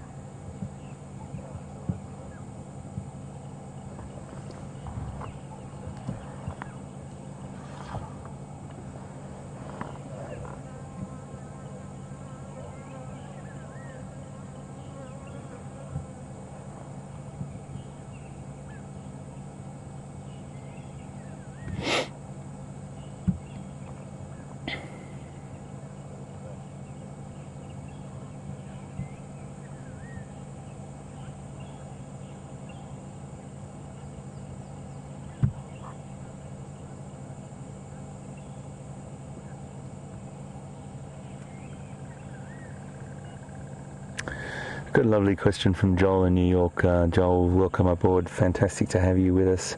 And wow, what a city you live in. One of my favourite cities in the world, and I know it's Peter's as well. Just a great place. Your question, Joel, is whether a lion slash lions would take down a buffalo, or would they be fearful of getting injured by the buffalo's massive defense mechanism, and that is our defense, their armory of those horns, those massive horns that they use. So they use so well to protect themselves from big predators. Well, I would say that 2 things. Whenever they do hunt buffalo, they are very wary. It's a skilled hunter that can take down a buffalo, particularly a big bull. They normally choose individuals that aren't as big as the bulls, but I've seen up in Tanzania again, strangely enough, I saw a hunt which was probably the first hunt that I've ever seen on an adult male buffalo.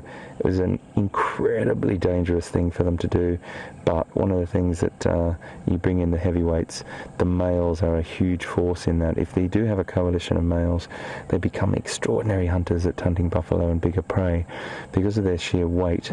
The females will either corner the buffalo or single it out. The males will also come in. It's not necessarily true that it's just the females that do the hunting. Males play a huge role in it as well. It just depends on the situation, the numbers, what the prey availability is as well. And often you'll see females hunting by themselves too. There's no sort of textbook answer to whether they're strategic hunters altogether. There's lots of singular hunting that happens, and research has shown that. But going back to your question, Joel, they're very, very wary when they hunt buffalo, but skilled buffalo hunters, it is definitely at the top of the menu for lions. It's such a beautiful big feed for a lion pride or a coalition. So they will be skillful about it. They normally pick individuals that they can manage, but if push comes to shove, they would even take down a young giraffe. So that's definitely up on the menu as well. I'm going to cross to Pieter now. Sorry to talk about giraffe on the menu, but he actually does have something to show you along those lines. All right, we'll see you just now.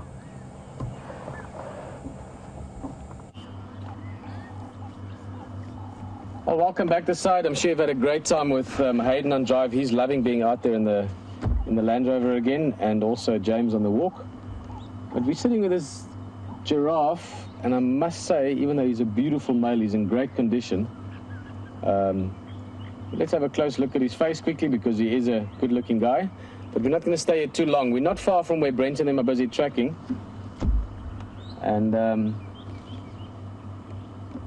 we are tracking and following up on that leopard still from this morning. So I'm just listening to the radio. They had 1 or 2 alarm calls, but I think Brent's saying to the guys it might have been from their movements. Giraffe would actually be a good partner in finding anything as well. They've got incredibly good eyesight.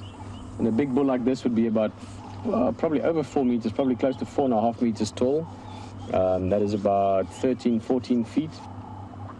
Remember a while back on drive we spoke about the biggest giraffe ever, and I think the tallest giraffe measured. Actually, I'm going to ask you a favor, if someone can just quickly Google that for us and see what you come back with. But I remember something like it was 7 meters. It was 21 or 22 feet, the tallest giraffe ever.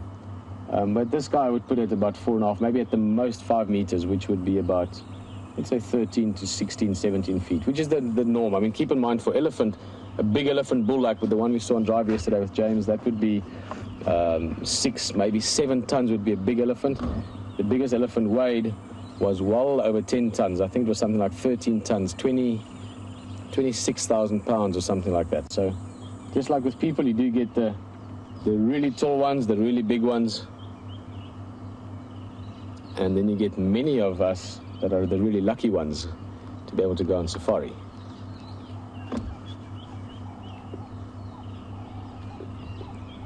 Having good breakfast there. He's eating some leaves from one of the Combretum species called one of the few Latin names I actually remember from my very, very early guiding days, of Combretum apiculatum, which is the red bush willow.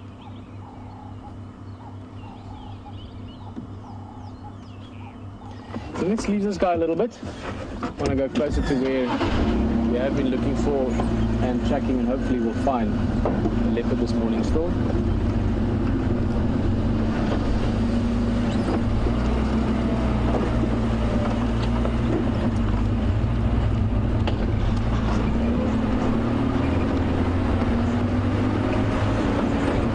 This is the road going towards Voitila Lodge, and say hello to this guy quickly. He's got a great smile usually. Isaac, how are you in for? All good? From Mawini? Okay, you must go by Ingwe somewhere. Was here earlier? Yeah. Sharp. It's Isaac. I've known Isaac for... I've known Isaac for 14 14 years, something like that. Great guy. And James got something which is always special to see, if I understood it correctly, and something you don't very often see in the daytime or on foot. So enjoy it. We're going to keep looking for the leopard. Now just listen, everybody.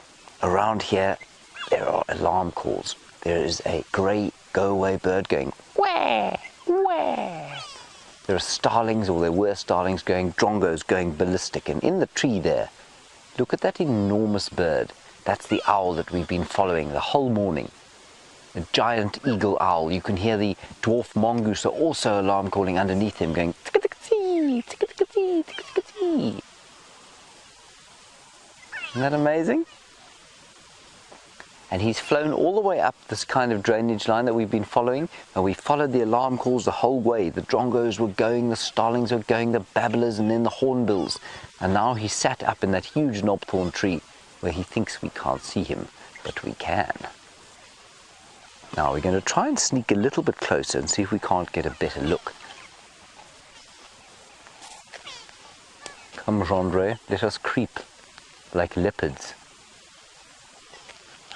So he's been flying away from us. Every time we've got close, he's flown away. This is the first time we've actually seen him properly. So we'll try and get a little bit closer.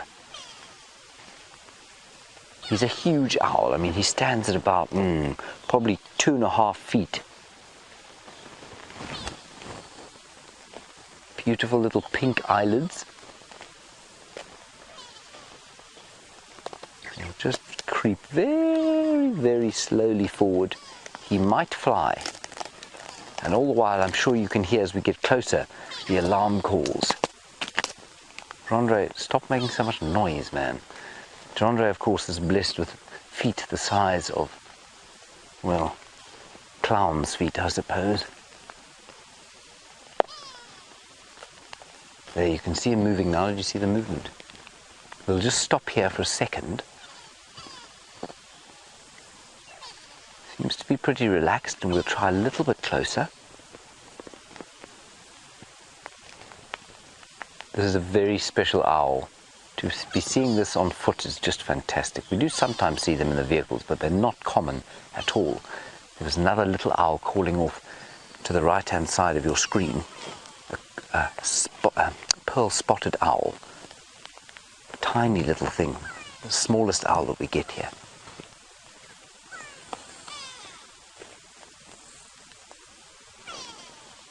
I think he's going to fly soon. We're going to try and break cover out of the cover of this tree and see what he does.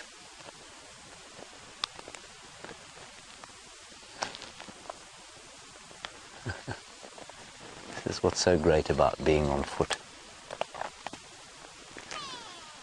To try and understand how it must be if you're a predator, to walk carefully so that animals don't see you or perceive you as a threat.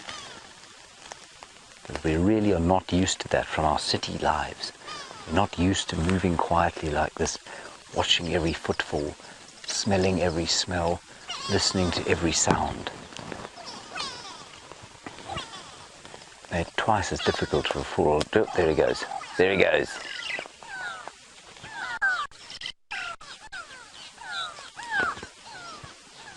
Isn't that wonderful? Oh, that's just fantastic. So it would be completely silent flight. They don't have the same kind of barbs on the feather filaments that many other birds do, and so the air passes straight through the filaments of their feathers, so they're not nearly as stronger flyers as, say, some of the eagles are, and that means that at night time, when their prey are listening out, the little rodents that run around in the bush, they can't hear when the owl's coming. Of course, you've all heard birds taking off and that sound that they make. Owls don't make that sound. It's very silent flight. So much slower, much more deliberate, much more difficult. You saw that heavy bird struggling to get height because the air going straight through the wings. But just means that they can move totally silently at night. Is the most fantastic thing. Right, let's carry on moving. It's starting to get quite hot now as we head towards, well, it's just after 7 o'clock in the morning, which is not very early, at least not very late. And already the heat, I think, is probably building to around 25 degrees Celsius, which is about 70, around about 75-ish in Fahrenheit. So quite hot. and I think it's going up to about 102 degrees Fahrenheit today. So very warm indeed. So we're heading up now towards an area where we had Kunuma on a kill a few days ago. We didn't find his tracks going out of the reserve, so where he went I really couldn't tell you. But we've just been spending a bit of time around here trying to see if we can't find some tracks. Perhaps he's made another kill and just dangled it in a tree, which would be wonderful. And Kunuma, for those of you who don't know, is a 3-year-old who is about to have his 3rd birthday, and he's the son of the leopard that Peter was looking for earlier today, Mvula, he of the rain, as Mvula is called.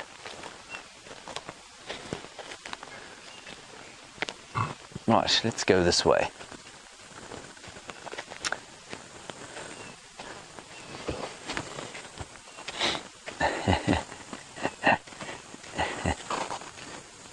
Thank you, Damon and Canvas, for your comment. You're quoting Noel Coward there. Only, what is it? How does the quote go? Only mad dogs and Englishmen go out in the midday sun.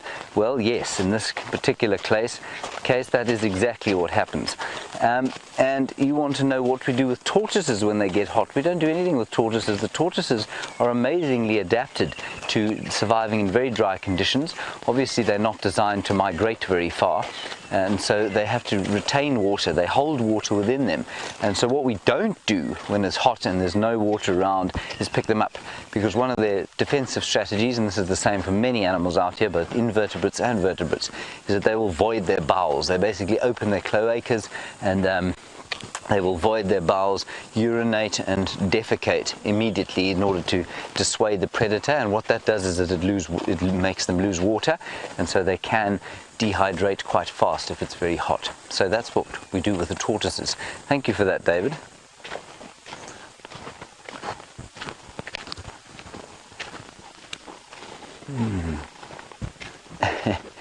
And yes, Lynn, absolutely. If there was a tortoise on its back, I mean, I know we talk about not or trying not to have any effect on the bush out here. We talk about not interfering at all. But if I found a tortoise lying on its back and it was safe to turn it over, I absolutely would. There's no ways that I would just leave it to its fate lying on its back. That would be too much for me to bear, I'm afraid.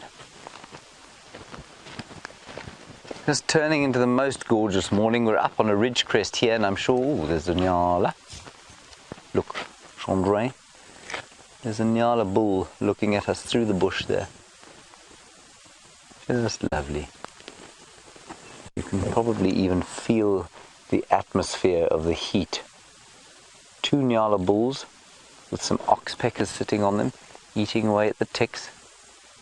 It's lovely to see them there, and they're totally relaxed around us. We've seen a couple of nyala cows in the thick bush, and they haven't been upset about seeing us at all. Now, before I hand you back to those flat cats, as it were, I can hear a woodpecker in this tree. Let's see if we can find him quickly, then I'll hand you back to Hayden and the lions. Chandray, he's up in this marula tree here. I can just hear the tap, tap, tapping. We'll see if we can find him. We'll spend a minute or so doing it, and I'll send you back to those big cats for Big Cat Week.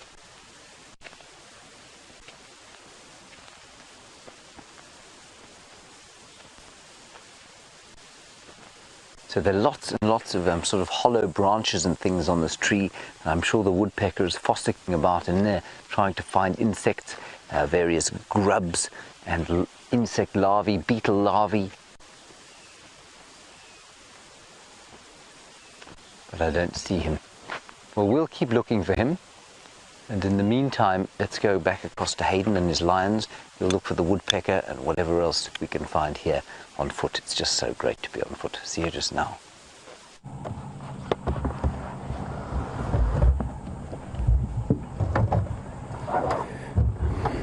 Well, this beautiful boy just sat up. I think he's been getting hassled a bit by the flies, and he just sat up for a little bit. He may have heard something, but I think it was the flies. Big yawn, and he'll probably just go back down Again, there hasn't been a lot of movement here, but they are definitely here for the day. The temperature is rising rapidly. We're starting to get very, very steamy temperature now. The sun has broken through the cloud, and one of the individuals has moved off to a shadier area under a tree. And this boy here is just grooming himself a little bit. That mane will still get a bit bigger than that. By the time he's about 6 or 7, it'll probably be in all its glory. You see the same similar traits if you've got cats at home, folks. You'll see similar traits with these massive, wild, big cats that you might see in your own domestic cat, licking themselves to clean themselves. Very particular about how they look after themselves. But these guys do have a few battle scars on their faces, probably in clashes that they've had with other individuals, and basically taking over this area. These Birmingham boys are here to stay. They pushed out the Matimba males, and they're definitely here to stay. The sun is penetrating now, it's broken right through. We're sitting in full sun at the moment, and I'm telling you, it's, well, I can't even guess the temperature. I might be able to get the temperatures as the morning progresses for you. But just to give you a little bit of an essence of where we are, we're on just sitting on the road. We haven't even had to go off-road. The lines are right close to the road. Look at that beautiful tongue. Super. Grooming and cleaning.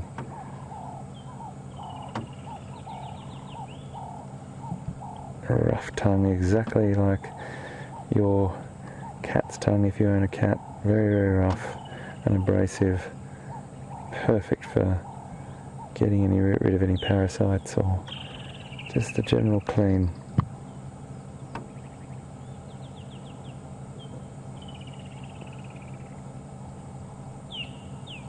So yeah, we've got beautiful birds, Cape turtle dove, and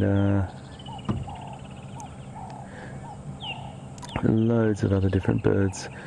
It might be a little bit tricky to pick up on the microphone. We definitely hear Cape turtle dove. You can hear Franklin off in the distance as well. I've got a question from Damon about whether the Birmingham boys are all brothers or are they just from the same pride. Damon, lovely to have you on board, mate, and thank you very much for joining us this morning. It's very, very hard to say because I have to go back and try and get that information from the first place that these boys were originated and what pride they're from. It goes back so far that it might be related males. It normally is related males from the same litter.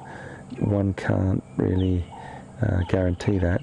The numbers are around sort of two to three cubs normally survive. There's so many external contributing factors on that as well, but it's normally sort of two.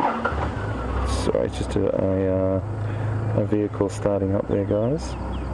I'll just wait until he moves away.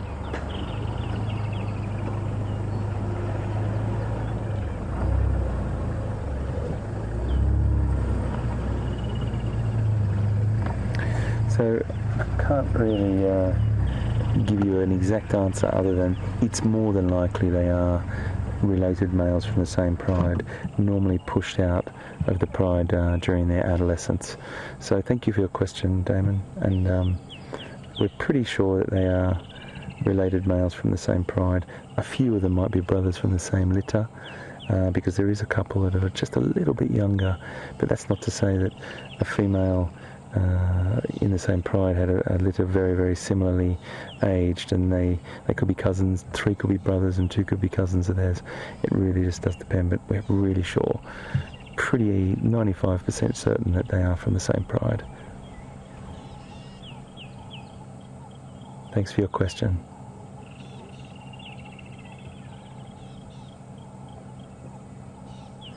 So he's grooming away at the moment. He may reposition himself as well. He's got his back to us. I'm hesitant to move our vehicle just because it's such a serene environment at the moment. I don't really want to disturb him. They've been very, very tolerant of letting us sit here with them. So I think we just stay put and let him dictate the moves.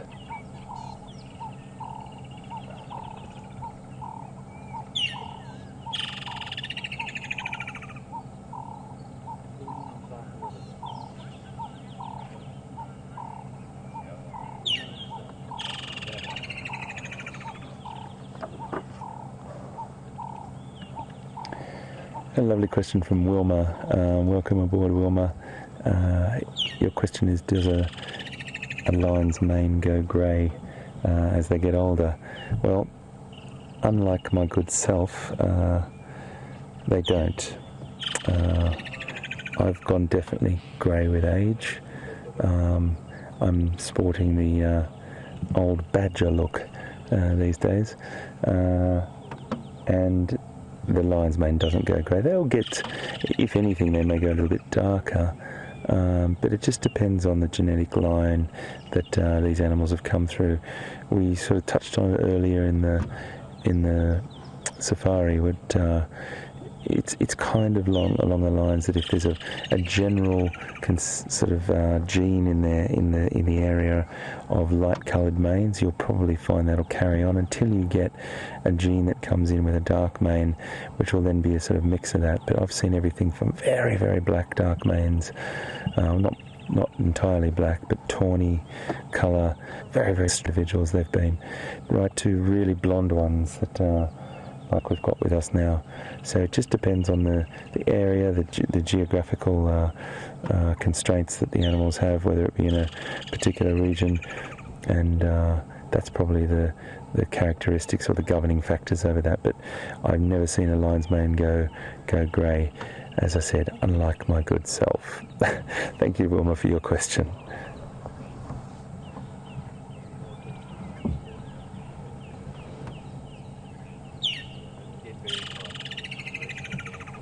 I'm just going to roll down a little bit.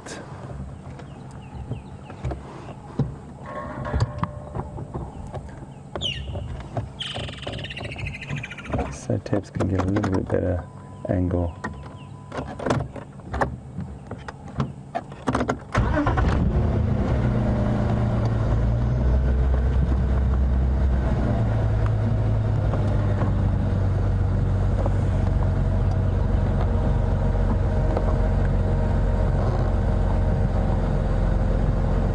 Good, mate?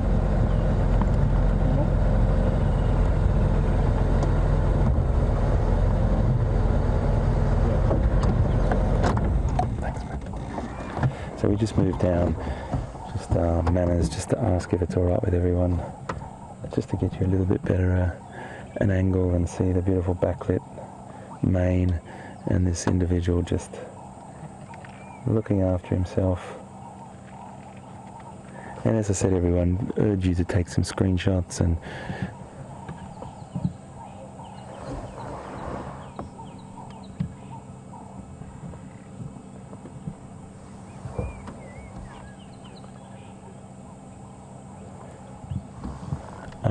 as I said, I urge you to take some screenshots and post them wherever you like to post things. It's great for us to see your interpretation, the things that you find really lovely about these beautiful animals.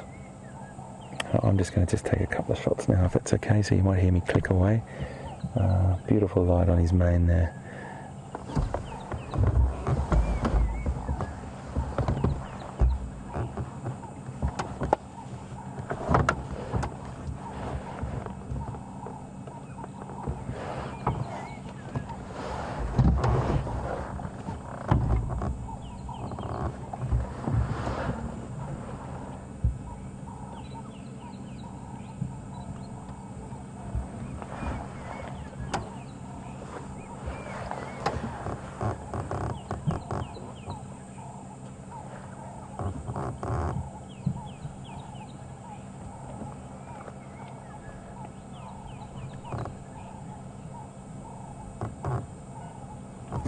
We've got a question from Matthew in Los Angeles. Matthew, welcome aboard. Great to have you with us this morning. And your question is, do lions ever regurgitate their food for their cubs if the kill's a long way from their cubs? The answer to that is no, they don't. They'll normally the mother will be feeding them with milk until they're big enough to travel, and then she will either go and get the cubs and bring them to the kill, or that she will kill close by to them. But they don't have the same behaviour as wild dog. African wild dog, they definitely gorge themselves and then pretty much sleep most of the day. So very, very different from African wild dogs. But the mother will spend a fair bit of time making sure that the cubs get the opportunity to learn how to hunt, learn how to eat. As they get big enough, she'll start to come out of hiding and bring them down towards kills and things like that too. But it's only when they start eating meat. The interesting thing there is also they are very vulnerable, hugely vulnerable to other predators when they're young. So they have to be very careful, and not necessarily just other predators. It might be another coalition of males, and that brings me on to a subject that is not wonderful to think about or even see, but it does happen, and it's part of nature, and that's called infanticide. Now, if another pride or coalition was to come through and take over a pride and they had cubs, that coalition guaranteed would kill all the cubs. Now, the females may protect those cubs fiercely, and sometimes, very rarely, but sometimes they will survive one or two if the females are a big pride of females and it's only one male taking over. So it does happen, but generally infanticide will occur, and that is the complete wipeout or deletion, I suppose is another word, of that genetic line, and that will allow the successful male, the stronger male, to sire the next litter, and that will make the females also come into estrus, come into mating season very, very quickly. Sometimes they come into a false estrus, but a lot of the time they just come into estrus soon thereafter, and he will mate with them, and then his line will be successful, and they will have her cubs. They will have his cubs. So thank you for your question, mate. Great to hear you're watching, and lions do not regurgitate their food. The only time I've ever seen a lion regurgitate some of its food was it actually had a bone stuck. It was chewing bone, and it was coughing and coughing, and it brought up some food when it did try and get that bone out. But that's the only time I've ever seen that.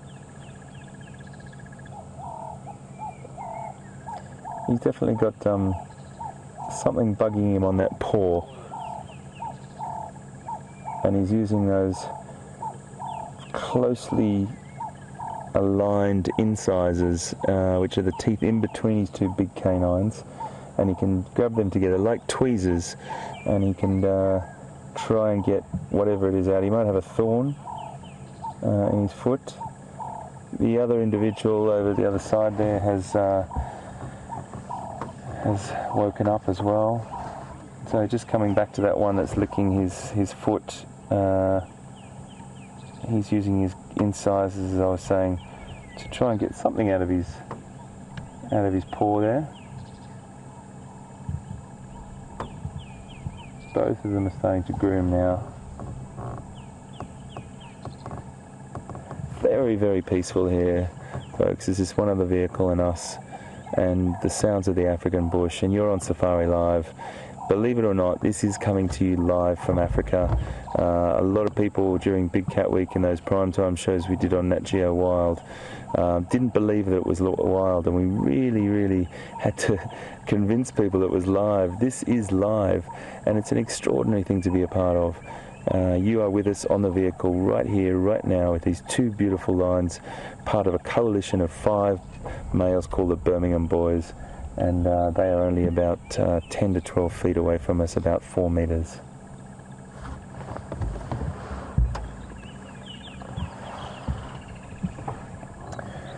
So, you know, we talk about the big predators all the time, and they are beautiful, there's no doubt about it, but as I always say, the small things matter too. The small things matter so much. They really do, and there's no better place to see them than on bushwalk. And boy, do the guys on bushwalk deliver.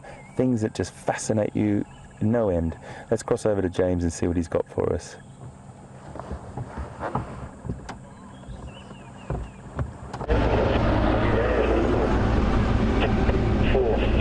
Everyone, we're sitting here with a dung beetle rolling his or her ball, probably a her, and just watch carefully. When she loses orientation, she'll climb up onto the top of the ball, orientate probably with the sun, and then continue in the same way. Look at that, on top, turns around, finds out where she is, and starts moving. Now, pound for pound, some of the dung beetle species are the strongest animals in the world. They can lift, excuse me, up to 1,441, I think is the figure, times their body weight. That's like you or me lifting up 80 tons. Okay, that's, what's that? That's probably about 50 school buses. It's quite impressive. Not 50 school buses, sorry, my math is completely out. About 10 school buses. 20 school buses. 20 school buses. Can anyone out there lift up 20 school buses? I think not. Now, it seems to be starting to bury the dung. It's burying the dung. Look, she's digging a hole. This is incredible. We don't often see this. Look at that. She's pulling it under the ground. So she's laid an egg in there, everybody. And we often see them rolling the balls, but you seldom see where they're actually taking them. Oh, this is just too special. Oh, wow. Look at her. She's digging her little... I'm sure she would have pre-prepared this hole. That's why she knew where to go. She had to orientate herself. She knew where to roll this ball. Who knows how far she's done it. So she'll bury it under the leaf litter there, probably in some soil as well.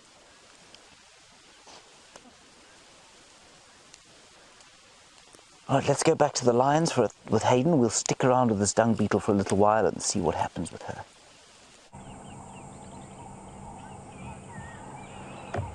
So there's some lovely interaction going on here now. One of the males just walked over to the other one, and we noticed as he walked over, just as we chopped over to bushwalk, he stood up. The one that's got his head down on the ground, he's just got a very, very bad limp. You know how I was saying that he was licking that paw? I thought he might have had a thorn in it or something. He was very, very lame. So there was definitely something very, very wrong with his left front paw. And I'm really concerned that that's going to be slowing them down. That's one of the reasons they're probably not on the move and trying to relocate their other members of their coalition. But he's just laid down flat on his side, but it took him about, I don't know, 30, 40 seconds to walk over to that spot that he's in now. So we might reposition, folks, and just see where this individual's going. So just bear with me for a second, Tebs. I'm going to just start up repo.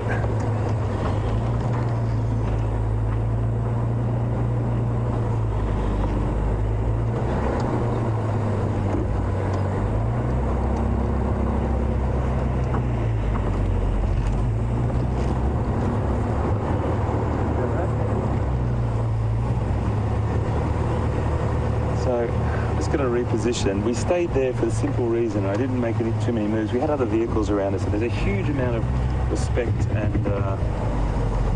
and ethics involved. You know, you want to make sure you don't disturb the animals first and foremost. Animals always come first, and then other guests and other individuals are just as important. So we'll just go up and see this boy here. He's just laid down. Again, he's laid down in some really lovely shade here. Hello, my boy. Very, very hot now, fella, isn't it? I'm just going to reposition for you, Tebs. Let's watch your back there. Hey, my boy. Very, very, very, very, very hot. Is that good for you, Tibbs?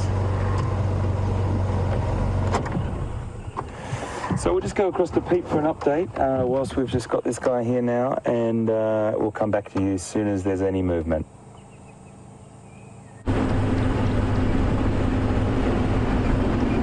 Well, at least the line was moving a little bit, and we've been doing a bit of moving around this general area. As I said, we're looking for a leopard. We had the tracks, Brent and them were following him, Ephraim was helping as well. And it somehow seems that when we were looking at that giraffe earlier, when you were sitting with us, during that time, or in the sort of 10 minutes after that, that leopard actually crossed the road very close to where we were then.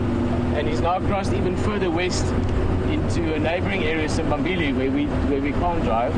So it seems the leopard has moved into an area for now that we can't follow. But no problem, we're going to be heading towards Buffelshoek. I'm sorry, it's a bit of a bump. We have about 25 minutes left of the drive, so if you want to go out to Buffelshoek Dam, that's where we had Vula last night, the other male. Again, he probably would have moved, but that warthol is always a good one to check. So we're going to make our way there, see if we can find, and see what this last part of the sunrise safari has in store for us.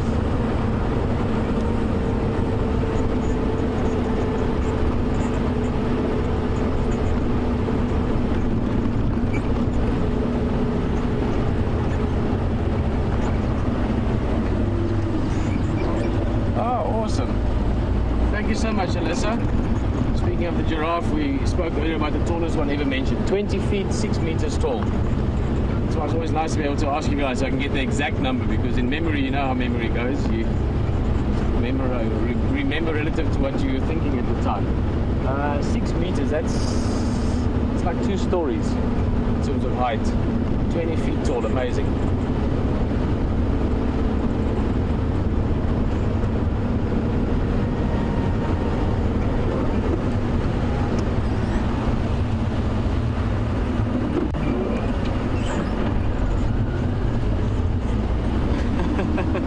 Hello Vicky, and great to have you on drive again this morning with us.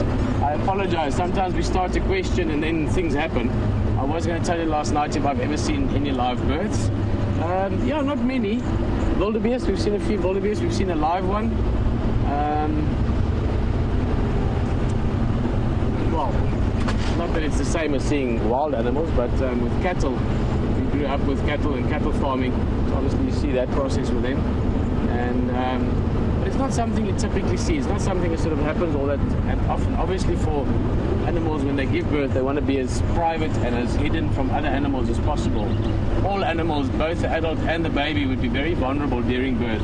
Even if you're a predator, I mean, if you're a lioness, you want to give birth in a place that's really quiet, where you're not going to be surprised by hyenas or leopard or something that might actually try and kill those cubs. Even lion cubs are very vulnerable to other predators in the first couple of weeks, even first few months after birth. So generally speaking, animals try and not be seen when they're giving birth. So it's not something you can see that easily, unless for your plains game, things like wildebeest with a little bit of luck.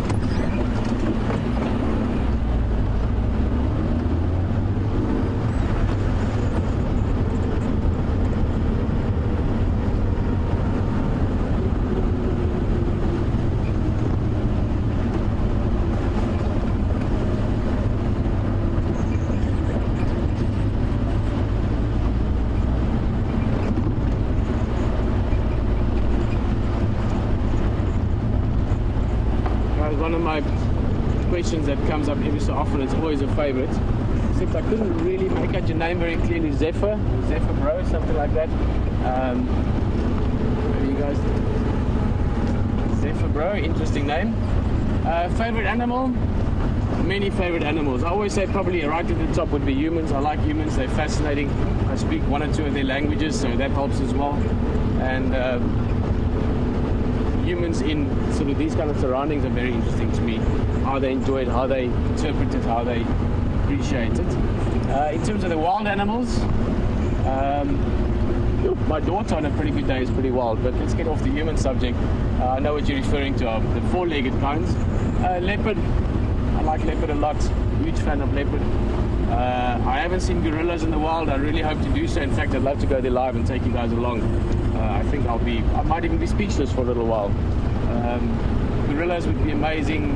Any of the big predators, obviously lion, bears. I would love to spend time with bears, grizzly bears especially. They seem absolutely fascinating. Tigers, really want to see tigers. Polar bears would be amazing. Many animals would make it into my favorite list. In fact, I would say probably most of them at some stage or another could be a favorite. But certainly in this area, the animal that I always want to see, always happy when I see one, are the leopard. Absolutely magical.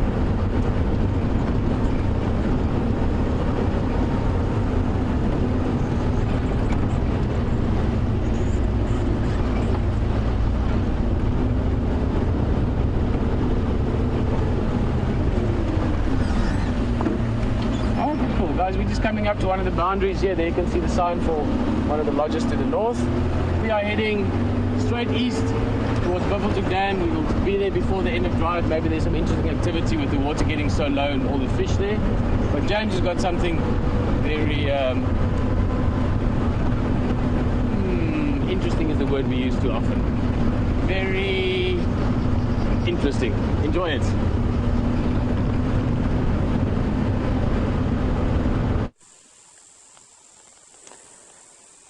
Everybody, the smell coming off this deceased giant plated lizard is quite appalling. There are ants in it, there are blowflies in it. How it died, we're not really sure.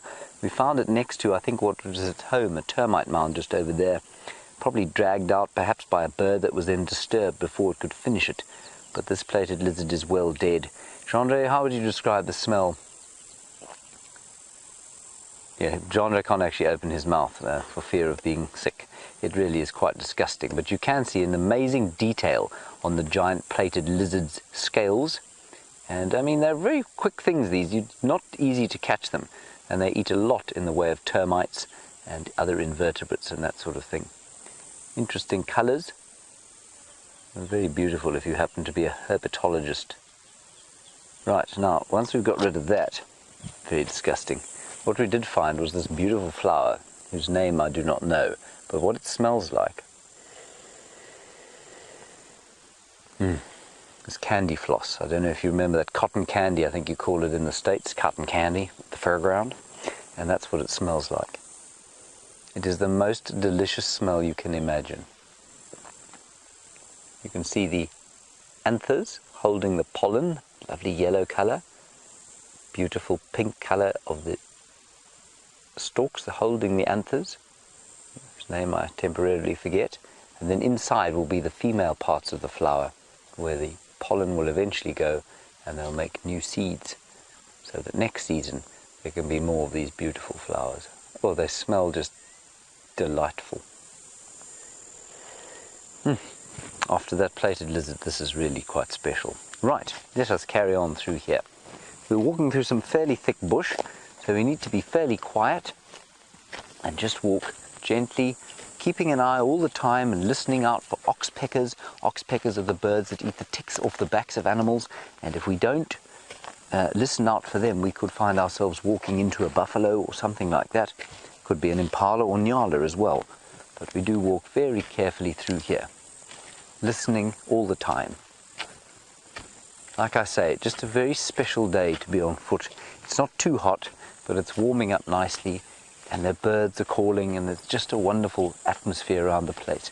And as it gets warmer, you might be able to hear the cicadas starting up. Wonderful. They're my favorite summer insect. Makes me think of Christmas holidays. And I'm sure in the US and in fact the whole of the northern hemisphere, the thought of a hot Christmas to you is almost kind of, it's anathema. It really must sound very strange indeed. But for us, the height of the summer, of course, is Christmas. And we can't imagine having a cold and snowy one, despite the fact that the commercials that we have out here and all the shops that we have advertise as snowmen and reindeer and that sort of thing. And obviously it's ridiculous in Africa because we don't really have cold Christmases at all. You can see the elephants have come through here and they've made the most tremendous mess. They've broken off these trees, they've chewed off the branches, they've pushed over that knobthorn tree there, I think it is. And to try and get a car through here, I mean, you've seen that we drive off-road a bit. To try and drive through where an elephant herd has had their brunch is extremely difficult. But the elephants, and while they do this, it looks quite damaging. And it is quite damaging to the trees. Some of them die. This knobthorn tree here is dead. Some of them don't die. A lot of the combretum trees are able to survive being pushed over, as are the marulas. But this knobthorn tree, while it's recently been pushed over, will eventually form an entirely new ecosystem of termites. There'll be scorpions living under the bark. There'll be wood-boring beetles going into the wood. There'll be fungus eating out the wood.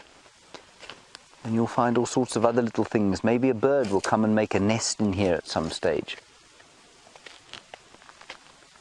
I suspect the termites from this termite mound here will come and chew away at the dead wood. So everything is used, and everything is a little micro ecosystem wherever you look. Ooh, Gendre, the little grasshopper. I'm not going to get in too close. I'll point where my shadow is. You see the shadow of the stick? There, with the tip of the shadow of the stick is where the grasshopper is. You got him. Right, that's the grasshopper. Now what I'm going to do, everybody, this grasshopper's got something called aposematic coloration. And what it does is it creates a, it'll flash red when we see it. And that red is kind of a warning to predators that they're toxic. It's also, it will probably give predators a fright. Now watch, I'm going to startle it. Chandra, go a little bit wider maybe, and you'll get the flash of red as I move closer to the grasshopper. Too fast. That was very ambitious. They are extremely fast, as you saw. Took off at about Mach 4 or 5. And unless you've got a camera that can film at 75,000 frames per second, you're not going to get much out of that. Now we often talk about aardvark or aardvark, and just around this termite mound here, I'm just going to walk very carefully over here.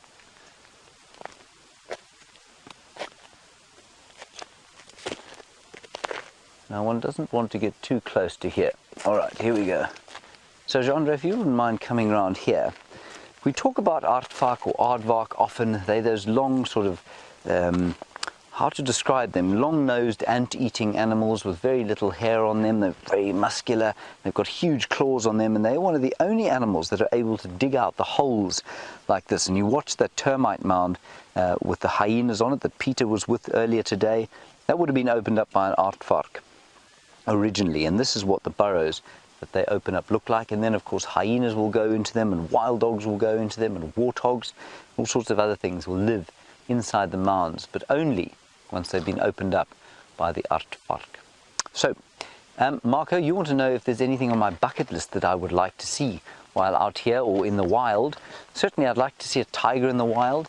I would also love to see wolves in the wild. So if I ever go to North America again, hopefully I'll be able to see some of the wolves in Yellowstone. That would be great. Okay, I think Gendre and I are going to sign off here before we get him entangled in all the trees here. Thank you very much for your questions and coming along on this immersive bush experience here. It was just very special to be on foot this morning. I'm going to be on foot again this afternoon with Gendre at 3 o'clock, at 4 o'clock, so please join us then. We will be live on the TV, of course, which is very exciting indeed. Thank you to the final control, and we'll hand you across to Pieter, who's at Buffelshoek Dam. See you this afternoon. Bye-bye.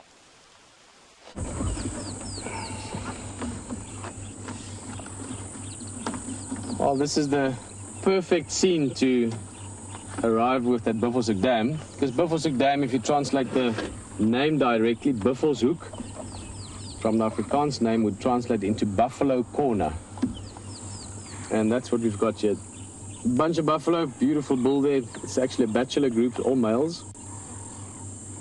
And by the look of it, looks like they're going to spend most of the day here. Good water to drink, more importantly, nice mud, nice water to stay cool in. There's one just getting up. Now looking at the mud and the water just further to the right, we were at this dam yesterday afternoon, early evening. We were sitting here with Mvula, the leopard. If you look here just to the right, there we go. 1, 2, 3, 4, 5, 6, 7 hippos by the looks of it. And a marabou stork, the tall bird in the back. They're here to catch the fish. The hippos are here to try and stay cool in what's the last remaining water and mud of this waterhole. And I must say, for the hippos to an extent, but mainly for the fish, I do really hope that we get a good downpour somewhere in the next week or so before this water is gone. The catfish can burrow themselves into the mud and survive that way, but these fish, the tilapia, they can't. So if the water is gone, they've got a problem. Bless you. Excuse me, thanks.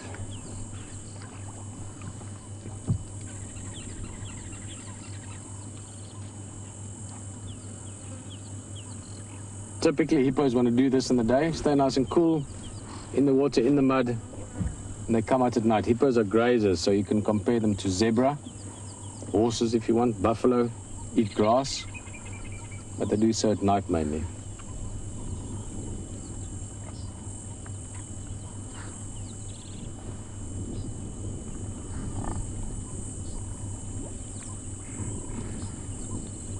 You can see by just the movement around the hippos there, it's not really water anymore that they're in, it's more mud that they're in now.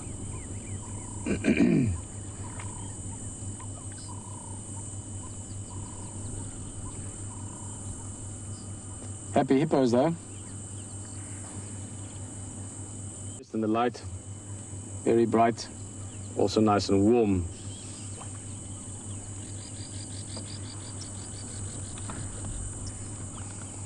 Hey, vivid monkey with a tiny baby. It's a bit far to see the details, but she's carrying a very small baby under her belly.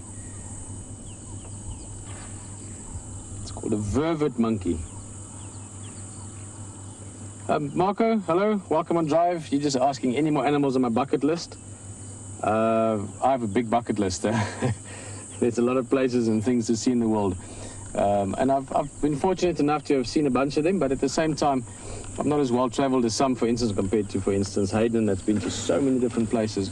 But certainly, just a quick thought, tiger, gorillas, polar bear, grizzly bear, the big things.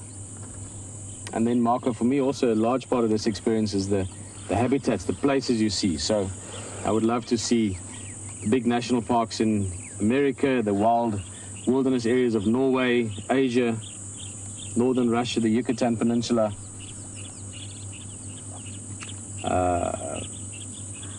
all these different areas, Antarctica, the penguins. So it's the wildlife, but it's also places where you still find iconic wildlife.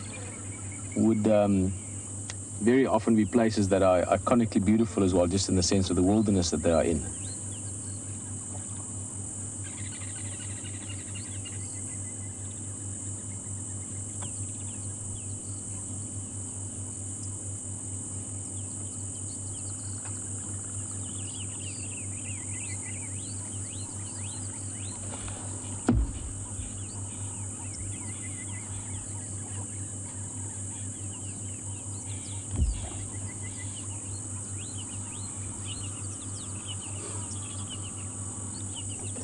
Let's move a little bit. We're sitting on this side. I want to go sit on the other side of the waterhole. Get a bit of shade and just keep an eye out here. It's getting very hot now, so other animals might be arriving here as well. It would be great. We've only got a few minutes left, but not impossible that elephants might arrive here. I think we're just going to spend some time around the waterhole here until the end of drive. See what else pops out.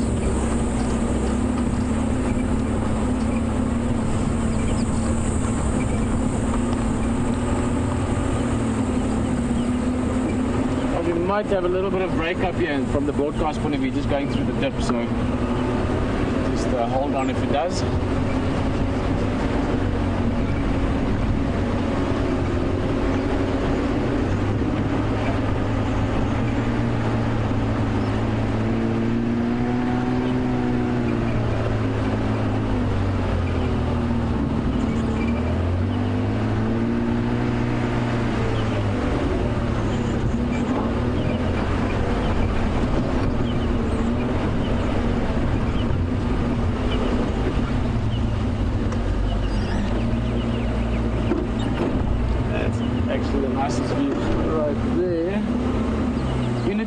asking how long can a, let's try leveler, there we go.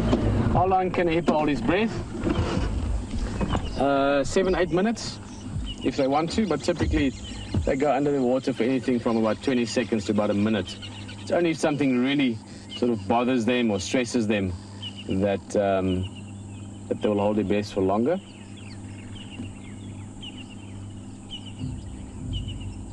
Beautiful view there. You can see all the animals together. The hippos, the marabou stalk in the foreground, busy grooming itself or preening. And as I said, those buffalo, I would guess, would actually be here till this afternoon. They've got nice mud to lie around in, so they'll just be taking it easy, enjoying a bit of a wallow. But on that note, from Buffelshoek Dam, it's been a beautiful morning. Thank you as always for joining us. And for the last few minutes of the game drive, you're going to join Hayden Turner. He's loving being out in the drive as well. I know he was looking forward to it. Please say hi to him from me, and we'll see you this afternoon. Bye-bye.